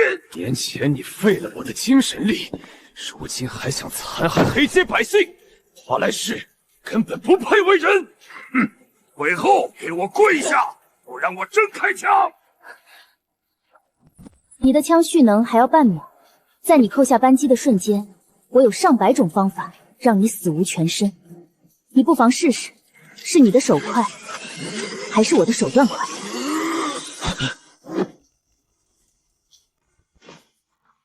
老子杀了你这个贱人！我的腿！我的手，我的能量怎么全消失了？你对我做了什么？一根废钨丝，一把钳子，3天时间打磨，配不配药方取决于书里写的东西，结不结经脉取决于我看了你3天的行动记录。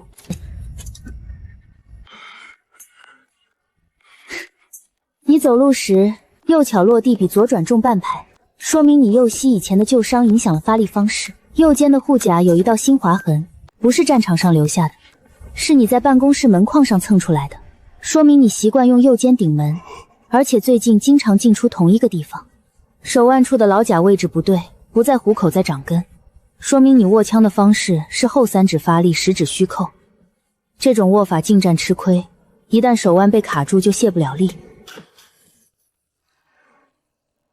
我看了你3天才选的落针位置，不是乱扎的。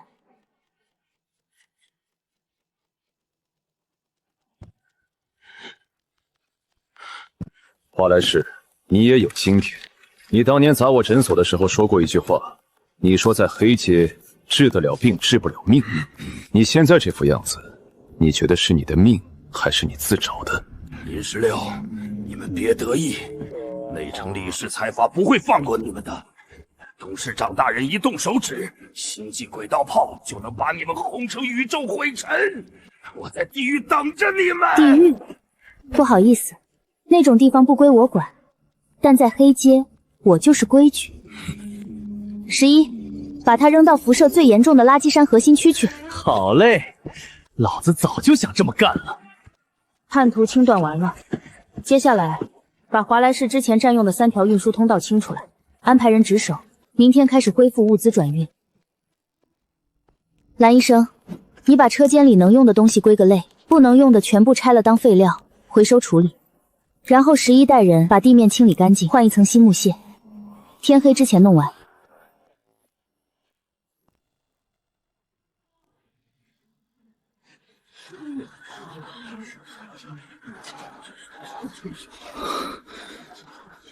16，这堆烂铁怎么处理？趁内城还没反应过来，拉去黑市卖了，能换不少营养线。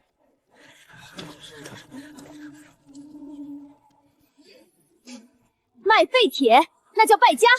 11哥，把这玩意儿的动力核心给我掏出来，配合蓝医生的发电机，今晚我们要电网发电。16老大，发电那可是内城老爷们才能用的东西，咱们黑街到了晚上不都是摸黑熬着吗？从今天起，黑街听我的，牛马帮第1条福利，彻底告别摸黑。哥，动手！哼，得嘞。16，发电镜组对接完毕，但这核心的燃料撑不了多久，内城的能源卡我们没办法补充。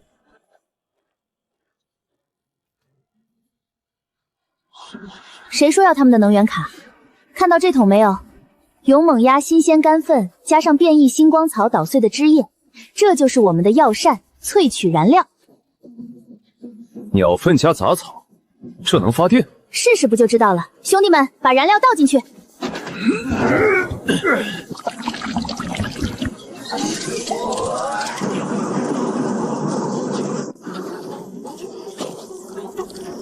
稳住！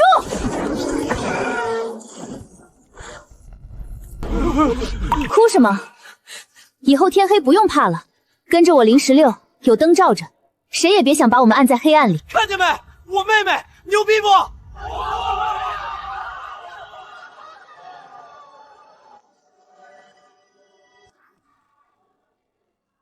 ？16，内城刚发了全网公告，说我们黑街遭遇重度精神污染，切断了营养线药品工具的供应。营养线库存顶多撑3天，16老大，咱们怎么办？这群黑心的东西，正面打不过就想饿死我们。16，我带保安队去抢他们的补给线。抢，天天就知道抢。11哥，你现在是保安部高级 VP， 做事要讲合规性。那是什么玩意儿？通知下去，用净化过的污水大面积种植黑街特产的变异石菌，菌母晒干打碎，掺入净化过的星光草根干，做成废土菌菇饼，一饼顶1天，还附带抗辐射效果。精神力没有排斥反应。16，你这脑子到底怎么长的？这叫产业结构转型。来看看新出炉的员工手册。底薪30新币，计件工资5险1金，防辐射药膏和金银花拉茶。林16，我是李氏财阀高级 HR 总监，董事长让我通知你，你们的封锁才刚刚开始。认清你的阶级底层流民，我现在给你一个过来当面谈判认罪的机会。谈判啊，行啊，总监大人，带上你的团队过来吧，我给你们准备了黑街特产职场真化折耳根汤，保证让你们不虚此行。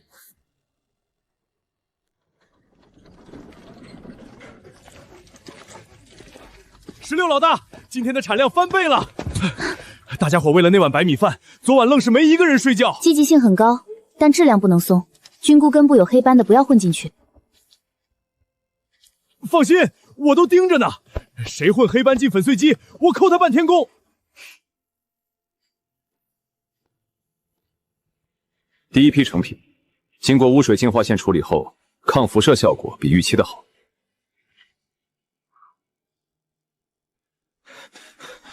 16，北边摸进来一队人，穿内城制服，带激光枪。领头的说自己是奉 HR 总监的命来实地评估谈判环境的。实地评估，那就是来踩点的。多少人？6个，武器装备精良。6个就来踩黑街，他们是不是对踩点这个词有什么误解？还有个事儿，他们现在已经被拦住了。被谁拦住了？你自己去看吧。就是你们想断我们的供，想耽误老子拿季度优秀员工奖，想抢老子的白米饭。疯了！这群流民都疯了！我们只是来侦查的。侦查？你踩坏了老子刚挑来的净化肥，这算重大生产事故，扣了老子的绩效，你赔得起吗？我说了吧，根本不用保安部动手。你是 HR 总监派来的，他对黑街的评估结论是什么？能不能打？他说评估完环境再决定要不要用武力镇压。那你回去告诉他，黑街的环境评估完，结论是他敢来我就敢收，滚！工友们干得漂亮，全员记大功一次，今晚加餐，每人多发1碗凉茶。侦察队回来了，回来了，董事长，下午3点多回来的，6个人，身上都有不同程度的伤。队长的左臂骨折，有一个队员头部被钝器击伤，现在在医疗部缝针。其余4个人都是淤伤和软组织损伤。6个人，一个侦察小队，进不了一条流民街。侦察队带回来的消息是，那些流民的状态不正常，他们进入黑街外围之后，大约走了不到300米就被围住了。侦察队长说，他们还没反应过来，围上来的人就已经开始动手了，用的不是武器，是铁锹、水管、废铁条。队长说，那些流民不喊话、不警告、不交流，上来就打，而且有组织。前面的人动手的时候，后面的人已经封住了后退的路。侦察队的人有没有开火？没有授权。侦察队出发前的规定是只侦察不接触不开火，他们被围住的时候试图亮明身份，对方没理。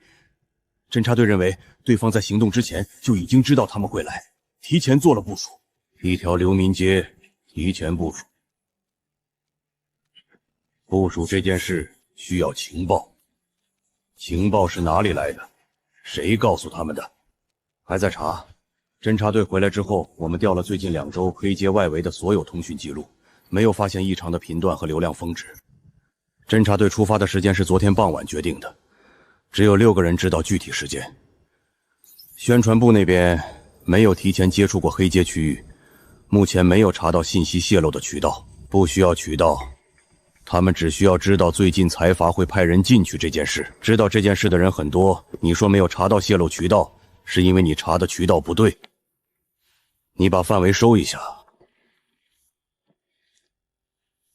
只查前天下午到昨天中午之间，谁在系统里调过黑街外围的地形图、人口分布和治安记录？是，我马上去调。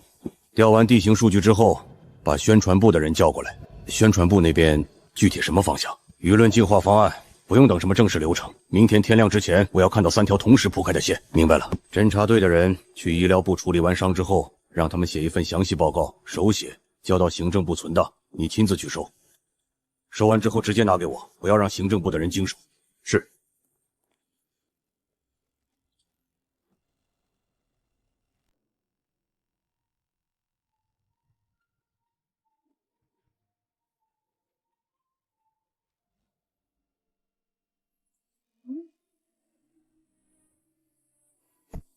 这本书是你借过的？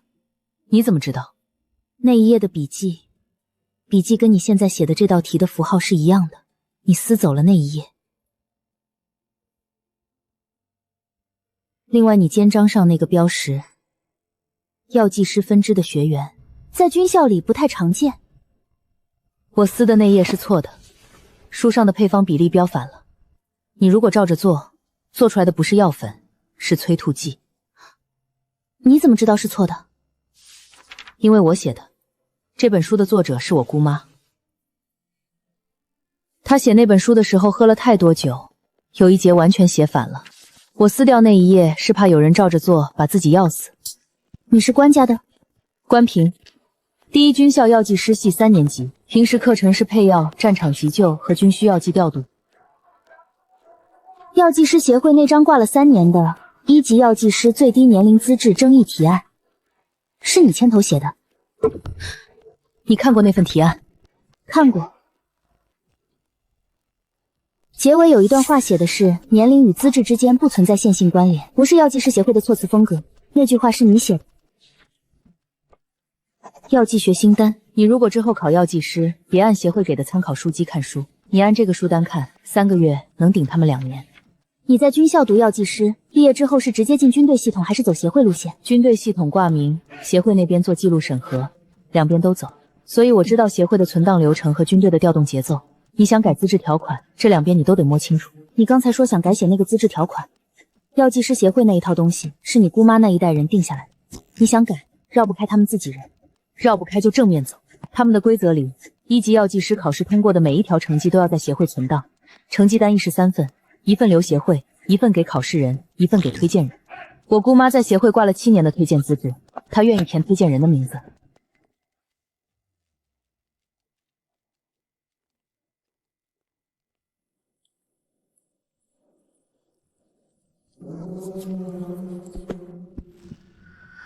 第3排书架最顶上那格，从左边数第7本，素风没拆的那本，看一眼再决定要不要买。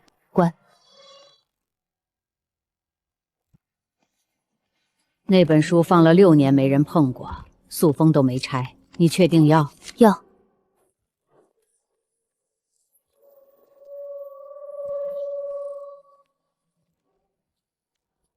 这个你拿着。李振邦那边的人想查你的记录，只查得到你在垃圾星出生没有正经学历的记录。这张纸不在任何系统里，只有这一张，你收好。军校那边你怎么办？你一个在读的药剂师系学生，如果被查到跟黑街的人有接触，记录上会留档。军校的药剂师系有2条规矩，第1条是药剂师的职责是救人，第2条是救人的优先级高于程序的优先级。没声了，内城的台全没了，以前还能听到点风声的，那16老板的直播呢？也没了。内城的频段全被加密了。李振邦这次下的是死手，他把我们和外面彻底隔开了。那个信号塔呢？供电线路断了，我能翻墙进系统，但塔本身没电。最后一次通信是3天前，他说财阀最近在调一批军需物资，方向是内城军校，具体用处没来得及写。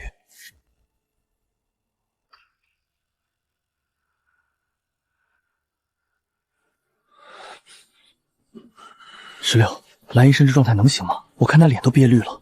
频段对不上，李振邦换了加密层，能破吗？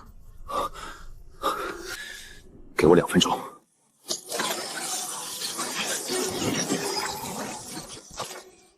接通了，全程链网直播，把镜头对准黑街。林16，立刻关掉那个该死的大字报！知不知道你这是触犯了联邦信息安全法？认清你的阶级，李董一句话就能把你们彻底抹杀。总监大人辛苦了，阶级不阶级的先放一边，来尝尝我们黑街特产，润润嗓子再谈。少来这套，我不吃流民的垃圾。不是，你给我喝了什么？李振邦就是个彻头彻尾的畜生，他不仅偷税漏税800亿星币，还强迫我帮他伪造财务报表。黑街根本没有重度污染，全是李振邦为了开发新能源矿故意倾倒的辐射废料。总监，你疯了？这正直播呢，老子没疯，老子要劳动仲裁他。李振邦年终奖只发虚拟垃圾币，自己却在内城买原生态小牛排喂狗，我咒他断子绝孙。很好，颗粒度对齐了，哥，把这位职场觉醒者送去休息，给他一杯水。16，你收到了吗？基因崩解机的数据收到了，但不全。你说他们在第一军校里动手了？已经动了。李振邦在部分平民学生的营养液里注射了升级版崩解剂，表面上看是精神力暴增，1周后基因链会彻底崩溃。有没有办法提前检测？我刚把完整的检测流程发给你了，你按那个。我被盯上了，你别回信，千万别撤。现在连军校的苗子都不放过。李正邦，你的福报快到了。16，赛博药膳矩阵防御网闭环了，辐射垃圾当燃料，勇猛鸭粪当原动力。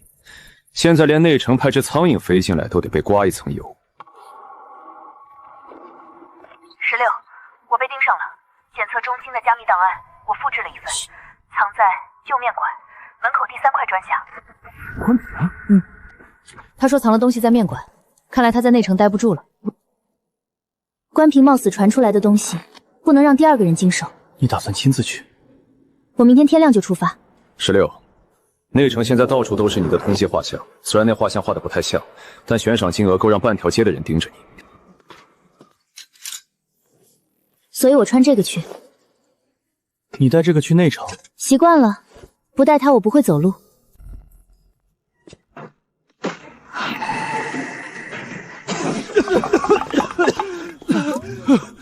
老大，是老蓝先卷的，他为了拿这季度的优秀员工白米饭，私自给谷方基加了3倍的勇猛鸭粪。你放屁！是你先为了超产，把变异星光草药渣直接塞进核心舱的，我这叫对齐考核指标。对齐指标？你们2个高管把老娘的资产给对齐成废铁了，3个月年终奖全扣，防辐射5险1金，降到。我可是你亲哥，我不能没有白米饭啊！扣我3个月，不如现在就把我当辐射燃料烧了。都过来看。名单上53个人，全是第一军校今年新入学的贫民区学生，注射时间从2周前开始，每隔3天一批。那现在死了几个？数据上没写死亡人数，但备注栏里有3个名字后面标了红圈，旁边写的是精神力暴增后失去意识，送回原籍休养。回原籍休养，那就是没活着到家。还有一个事儿，今天下午李氏财阀向专利局提交了一份专利申请，你猜是什么？什么？勇猛鸭熏肉工艺。这群王八蛋，那鸟屎是咱们一铲子一铲子挖回来的，他们连屎都要抢。妹妹，咱下一步怎么走？下一步，把店开进去。16，专利局那边出了新动静，专利局收到了第一军校后勤处发来的正式质询函，内容是质问专利局为什么在已有公开技术的情况下，允许李氏财务提交重复性专利申请。函件末尾的署名是第一军校后勤处长。第一军校？他们怎么会掺和进来？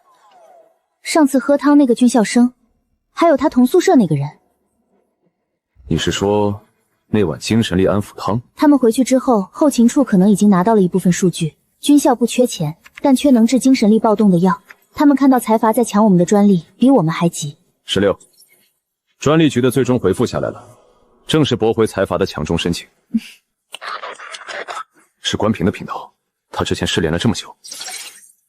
他们已经在军校里动手了。不只是动手，这是完整的时间表。第一批注射是2周前开始的，53个人，名单上一共53个人，全是今年新入学的贫民区学生。你干什么去？我去内城，开店的事不能等了。位置在哪儿？关平之前提过一个地方，医学生物检测中心正对面有一家旧面馆，位置正好。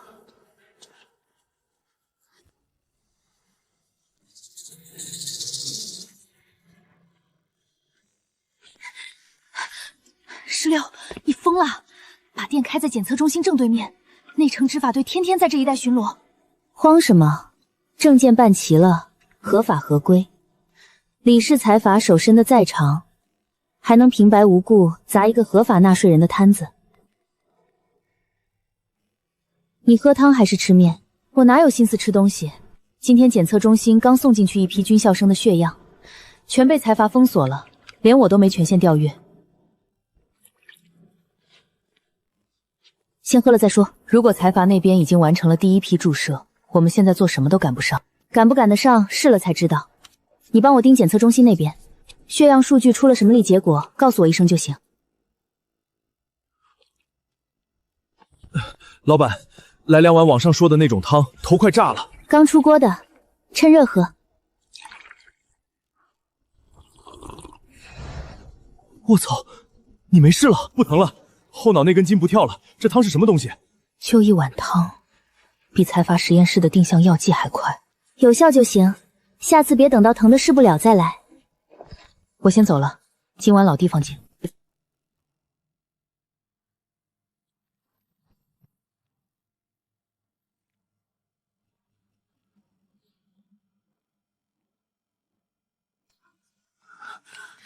你怎么了？没事，谢谢你了，小姑娘。我坐一下就好，你走吧。你这是精神力暴乱前兆，我不管你，你可就直接嘎巴在这儿了。来，喝了这个。这是什么？梅毒，对你有好处，喝不喝随你。我感觉到我的精神力在修复，这太神奇了。你这里面到底是什么？就是一些草药，你之后可以去检测中心对面找一间药膳体验店喝一锅汤巩固一下。你是哪个大家族的顶级药剂师？我不是内城的人，我住黑街，我只是今晚正好路过。你救了我一次。停，别搞报恩那套，我忙着呢。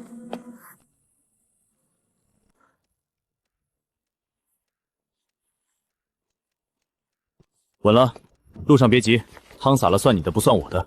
11哥放心，洒不了。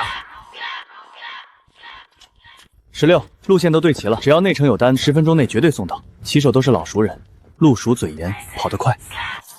路上遇到财阀的人，别硬拼。车可以不要，人得回来。老板放心，咱是送饭的，不是打架的。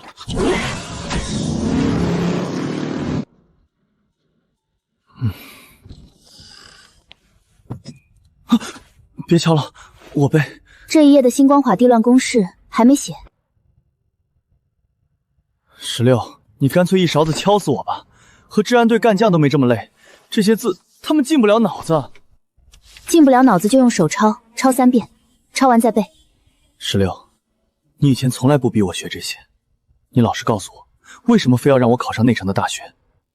因为黑街太小了，李氏财团随手就能把我们困在里面。李振邦之所以到现在还没亲自来碾平这里，是因为他嫌脏。但如果有一天他觉得不脏了呢？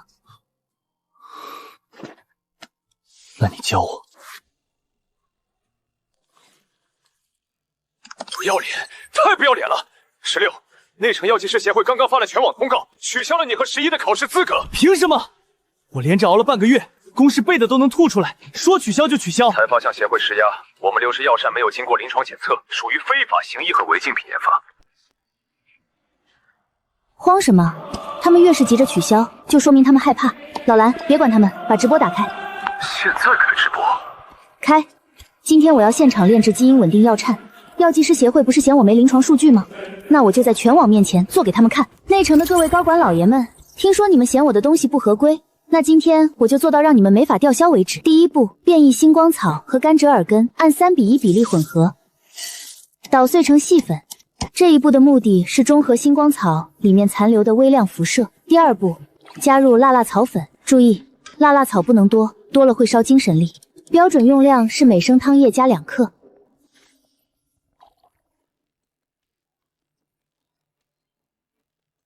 第三步，最后的收尾，诅咒扶松生根切片。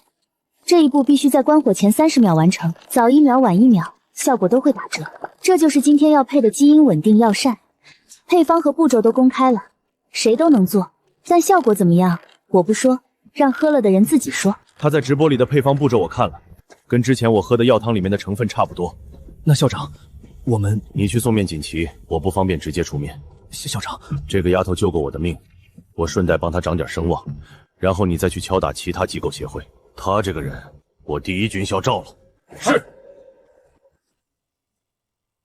考试资格恢复了，药剂师协会连发3封道歉信，措辞一次比一次客气。第一封说是系统修入错误，第二封说是审核流程存在如漏，第三封问能不能采购一批你们的药膳用于官方评审。采购？他们白天不是刚说我们是违禁品吗？上午发通告，下午就采购，翻脸比翻书还快。那是白天，白天他们要维护协会的权威，晚上要维护协会的业绩。再不采购新货，下季度的报表不好看。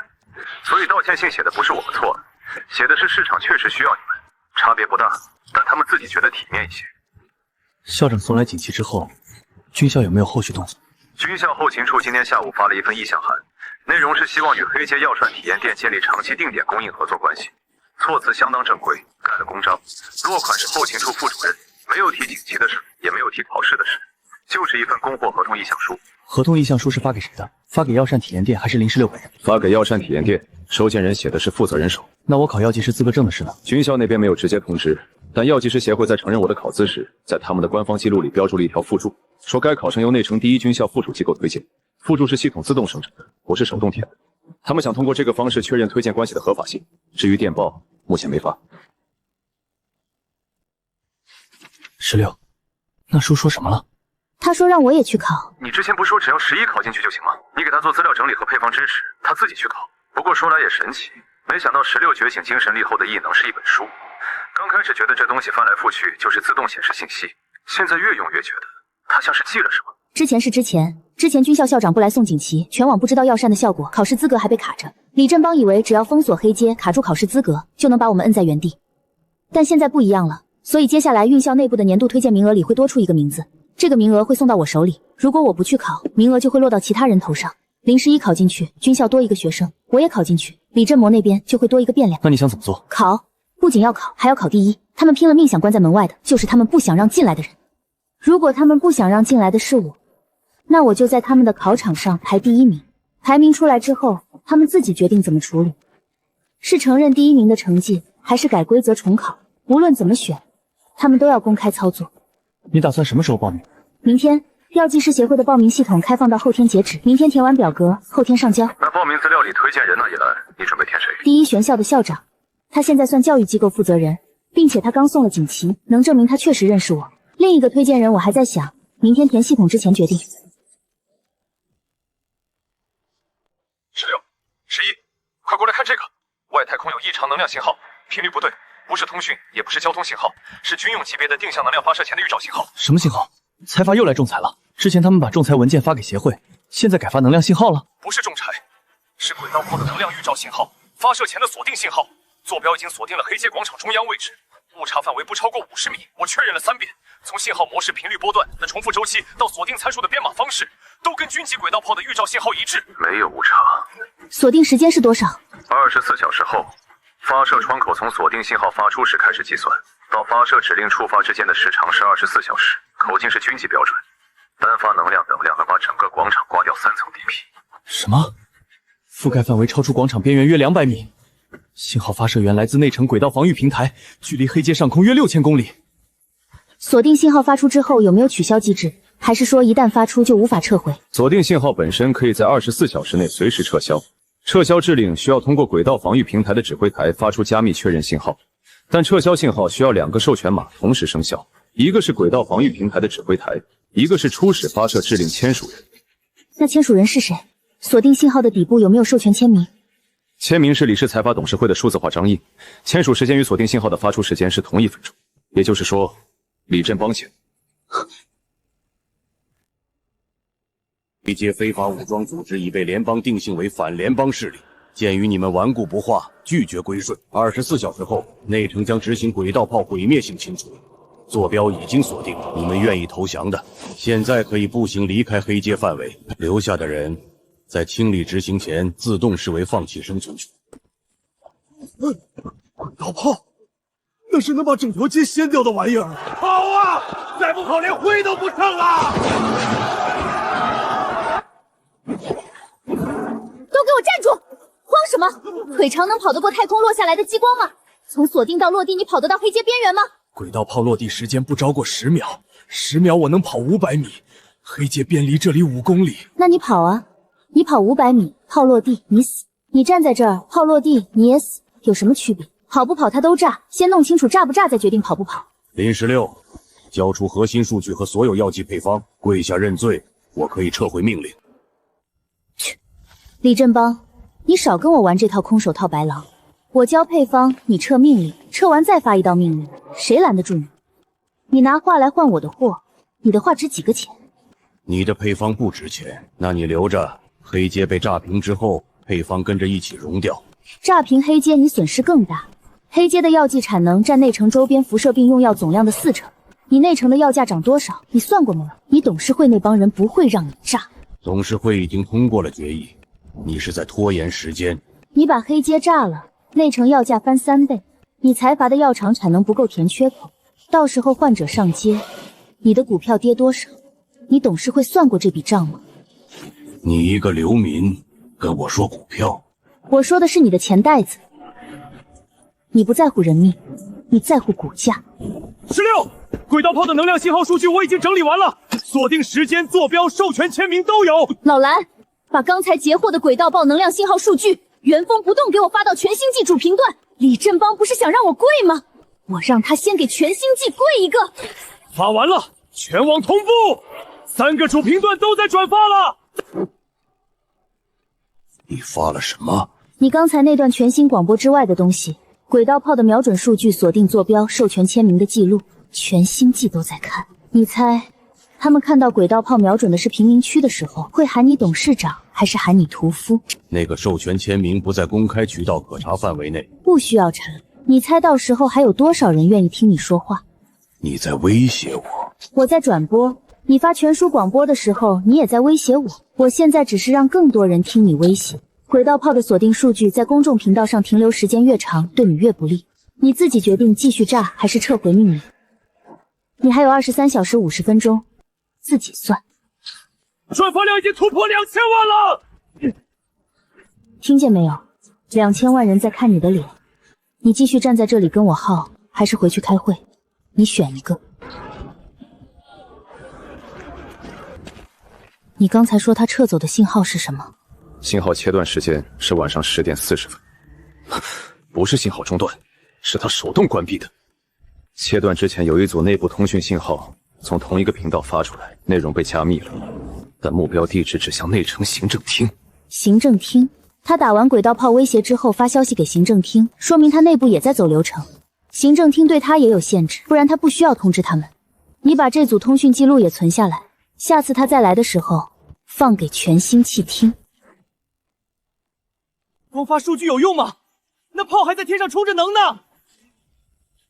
S 级生物机甲，内城最强的地面王牌。最后通牒：24小时内不投降，轨道炮与机甲部队将同时执行清除。先从老子身上踩过去！不行，他的能量护盾毒数太高，我们现有的武器破不了防。哥，别冲动。那我们怎么办？等着被打？谁说要等了？老蓝，11哥，带上所有人，我有新活要干。做大铁锅，做大点儿，让内城的人隔着老远看见。今天老娘要办牛马帮第1分部成立以来最大的一场席，把你们能找到的所有废铁、装甲壳壳子、飞艇残骸全部给我搬过来。16老大，咱们要拼武器跟他们干吗？拼什么武器？做大铁锅。往左挪10公分，受热面必须均匀，不然扛不住高浓度药山池的沸点。行了，行了。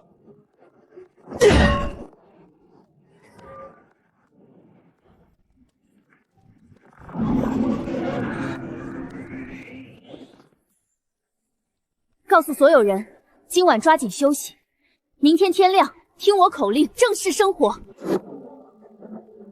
喝了，干得过就干，干不过就跑，别硬撑。得嘞。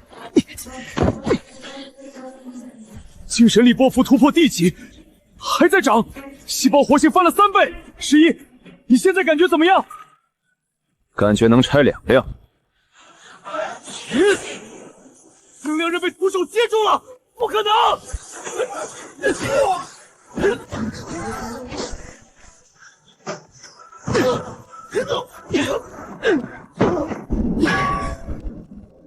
回去告诉李振邦，牛马帮加班费双倍，问问他给不给得起。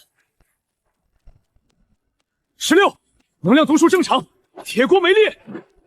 那就继续熬。16，地面机甲退了，但天上的炮还在充能，倒计时显示还有11个小时，还有时间。我带人摸进内城，去端了他们的控制室。来不及，从黑街到内城核心区来回至少6个小时。那怎么办？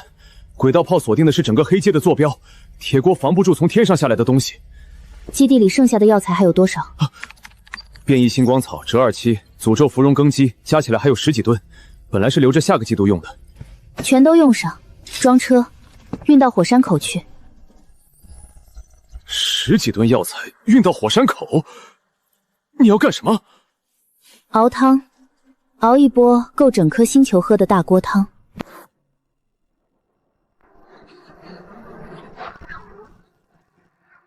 拦截！不准靠地原地卸车，人员下车接受检查。车队继续往前开。这里我来挡。你一个人怎么挡10辆装甲车？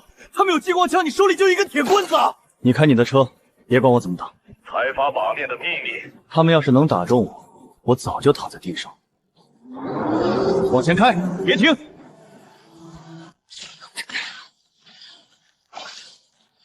就一个人，你打不中。他移动速度太快，瞄准跟不上。刚才那一枪打在了他身侧半米。那就预判他下一步的位置再打，别等他停下来再瞄准，他不可能一直跑。你就这点准头？10辆车打不中一个跑直线的人。别管他说什么，瞄准了打。他这是在耗你的能量储备，别被他带着节奏走。他就是在转圈，每次变向都在我开火前的瞬间，不是运气，他在数我们开火的间隔。你们开一枪要等0.8秒才能开第2枪，我跑完这一波用0.6秒，你们打不中我。控制后面几辆车，不要开火，等他停下来再锁定位置。他现在在车阵中间，你们开火容易误伤自己人。后面那3辆卡车已经到火山口了，你们现在追也来不及了。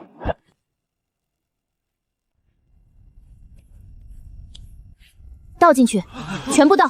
全倒？这些药材是我们3辆卡车运了2天的量，全倒进去会不会？倒。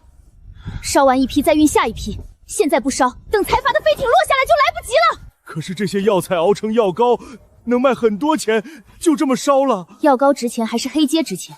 烧完这批能挡住他们的飞艇，比卖出几万盒药膏都值。动手！16，第一批已经烧完了，蒸汽室扩散了，风速够，扩散方向稳定，正在朝黑街上空移动。你那边继续倒，不要停。第2排的箱子全部推到边缘，不用管倒的均不均匀，只要全部落到熔岩上就行。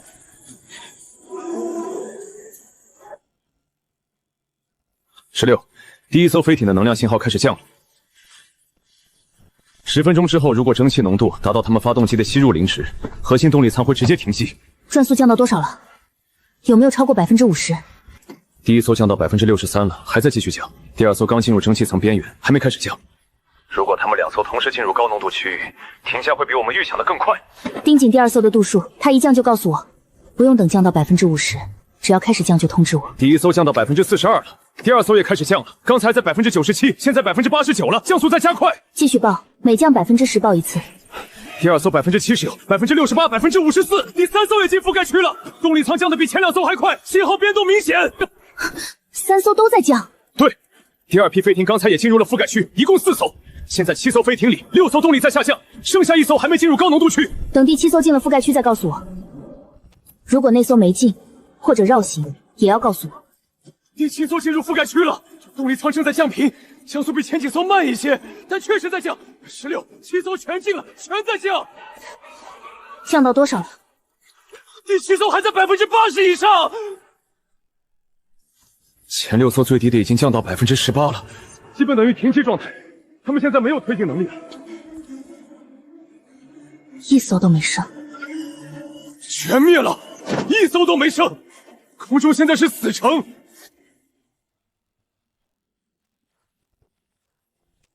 李振邦，你往黑街地下埋了15年辐射废料，你把军校生当实验体，你用轨道炮瞄准贫民区，现在你还有什么好说的？15年，林16。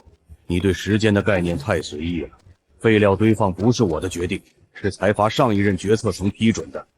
你看到的坐标记录了操作人员和日期，但坐人员签字时没有向我汇报过。我接手的时候，这些记录已经存在于内部档案系统里，我没有主动销毁，也没有继续填埋。你把一个历史存档当作现任的罪证，哼，这在国际法里的举证标准上不成立。不成立？那你在军校生项目上的签字也是上一任留下来的，还是说也是档案系统的自动记录？军校生项目的申请表格是由军方某分支部门提交的，财阀只是提供了资金和设备使用权限，签字确认的是资金拨发流程，不是实验方案本身。实验方案的伦理审查由该军方部门自行完成，财阀没有参与评估环节。那轨道炮呢？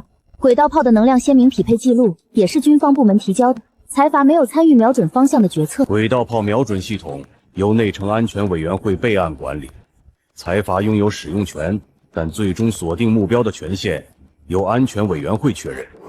内城安全委员会的3名成员中，有2名是财阀股东。你的下属担任委员会副主席，在锁定目标之前没有提交坐标参数给安全委员会的其他成员进行复核，你管这叫由安全委员会确认？你不说话没关系，全星际都在看，你埋的东西全翻出来了。林16女士，太空轨道炮的锁定已由我方强制解除。监控记录显示，锁定信号持续时间为3小时17分钟，期间没有实际发射指令记录。轨道炮本身已切换至联邦军事系统直控状态。李氏财阀董事长李振邦涉嫌违反星际人道主义罪等36项重罪，已正式逮捕。逮捕由联邦最高法院军事审判庭签署。逮捕了，人现在在哪儿？是已经在押解途中了，还是还在内城的办公大楼里等着走交接手续？已经进入押解程序，目前正在将当事人从内城拘留中心传送至联邦第3司法刑狱。移送流程预计持续24个标准小时。你这边不需要进入内城配合调查，只需做一份案件陈述。陈述做完以后，联邦将重新评估黑街的行政区划地位和物资供应保障方案。陈述可以做，但陈述需要的材料，我要先把黑街这边的物资库存核对完，才能整理出来。明天做。文件收到了，联邦档案局发的，标题是关于黑街区域行政地位与物资供应保障的重置方案。他们问你要不要参加重评听证会，时间定在14天后，在内城行政大厅开。听证会去不去，等明天整理完物资再看。你先把这封文件的附件保存一份，转到作坊的通讯终端上。保存了。附件内容主要是物资供应恢复的初步计划，营养液渠道开放，7条运输路线，把黑街矿区、灰区重新连起来。但有个地方有点问题，他们把营养液的配额定了每日限供，上限设得不高，大概是内城居民标准配额的60%左右。正常。听证会之前，他们会先派人来黑街实地核查一遍人口和物资消耗数据，核查结果出来之后，配额数字可能会调整。你去通知一下刘明甲那边，让他把最近3个月黑街的人口变动记录整理成表格，不用签字，交到你手上就行。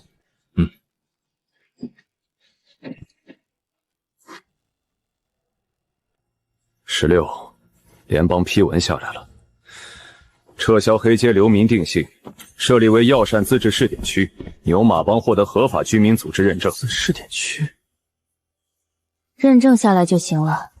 还有一个补充条款，第一军校后勤处申请定期采购黑街生产的药剂，采购量写的是按季度议价。按季度议价，那就是他们要长期买，不是一次性的。那就卖，反正锅还在，药材还在。16，内城的医学生物检测中心已经被联邦全面查封了，这几天都在进行技术重组，之前被李振邦迫害的学生也得到了最好的治疗。知道了，这次多谢你了，关药剂师。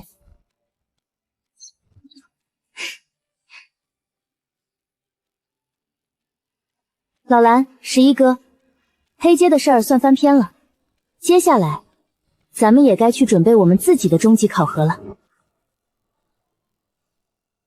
老蓝，你倒是摁啊！卡在这儿一动不动，我现在后背全是汗。11，你别催，我这正在调配节点的心理防线。这要是没过，咱们黑街可就少了一个机械高管了。哥，你别晃了。中了！11考上了！我这种在大街上刨垃圾、抡钢管的流民，也能去奥菲斯星上大学了？真考上了。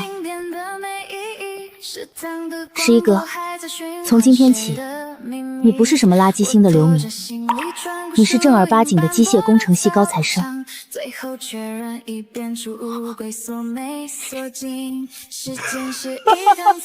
老子去给那帮内城的小白脸当同学去！行了，把汤干了，走，今晚全街摆宴，请你吃顿好的。11哥，哦不，11高管，以后去了奥菲斯星，可别忘了咱们黑街的兄弟啊！忘不了，老子去内城学了造飞艇，回来给咱们黑街一人发一架，来，干了这盆汤！怎么不跟着过去热闹热闹？11今晚高兴的都快把装甲车砸了。不了，看他们吃得饱，我就算完成这阶段的任务。老蓝，等11哥出发去学校的时候，我也快走了。猜到了，你这种人，黑街这块垃圾地迟早是留不住的。我走了牛马帮第1分部，还有这几万号打工人的铁饭碗，你得给我看紧了。要是被新来的财阀给优化了，我回来扒了你的皮。放心吧，老板，黑街我给你死死守着。16，内城药剂师协会那边，关平已经帮你把1级药剂师的考试报名表递上去了。不过，你真不让第1全校的校长帮你写封推荐信？有他那张老脸担保，你连这125本参考书都不用看，直接就能进面试。算了吧，走后门拿到的证，内城那帮用鼻孔看人的药剂师能服气？他们最喜欢拿学历和规矩卡人，那我就在他们的脸打烂。行，那你慢慢啃，我去外头看着那帮小子熬汤。第3锅的辣辣草放早了，得盯着他们改过来。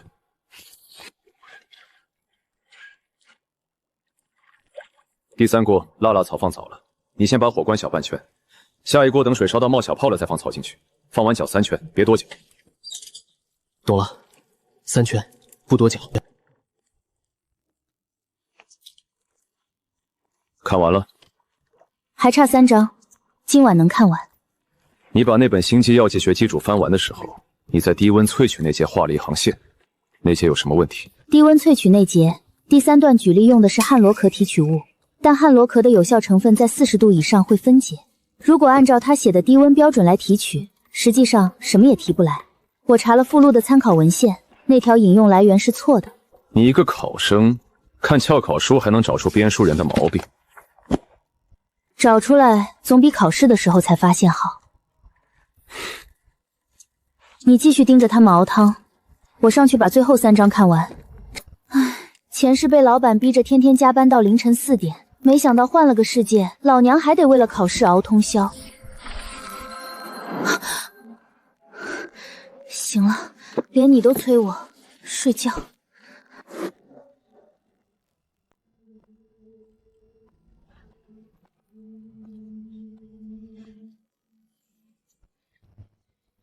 考试期间禁止携带无关物品。行，您帮我收着。待会儿实操的时候，要是搅拌棒不好用，记得还我。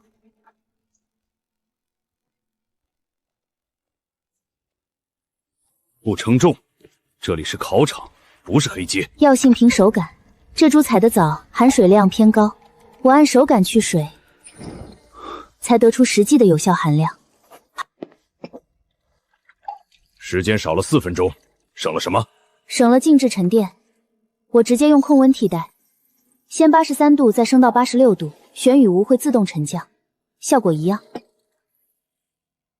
实操你排第2，因为没用称量设备，合规性扣了1.5天。用称量设备就会错过加热窗口。排第1的3号涮学生，温度曲线平稳吗？你没器具，怎么知道他的情况？他2次大幅调整加热旋钮，目标要是84度，他肯定超温波动过，成品不稳。面试结束，你满分通过了。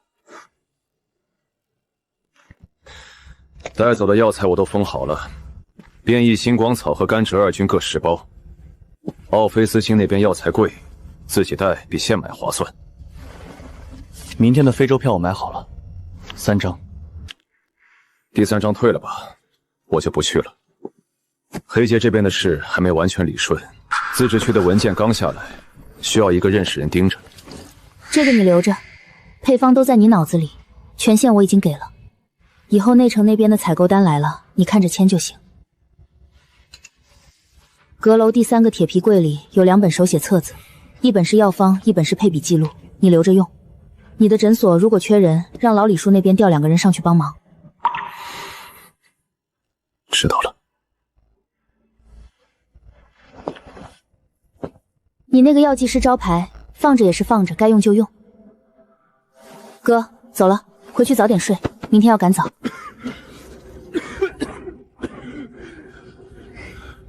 16老板，那边的非洲要是做不惯，黑街随时等你们回来。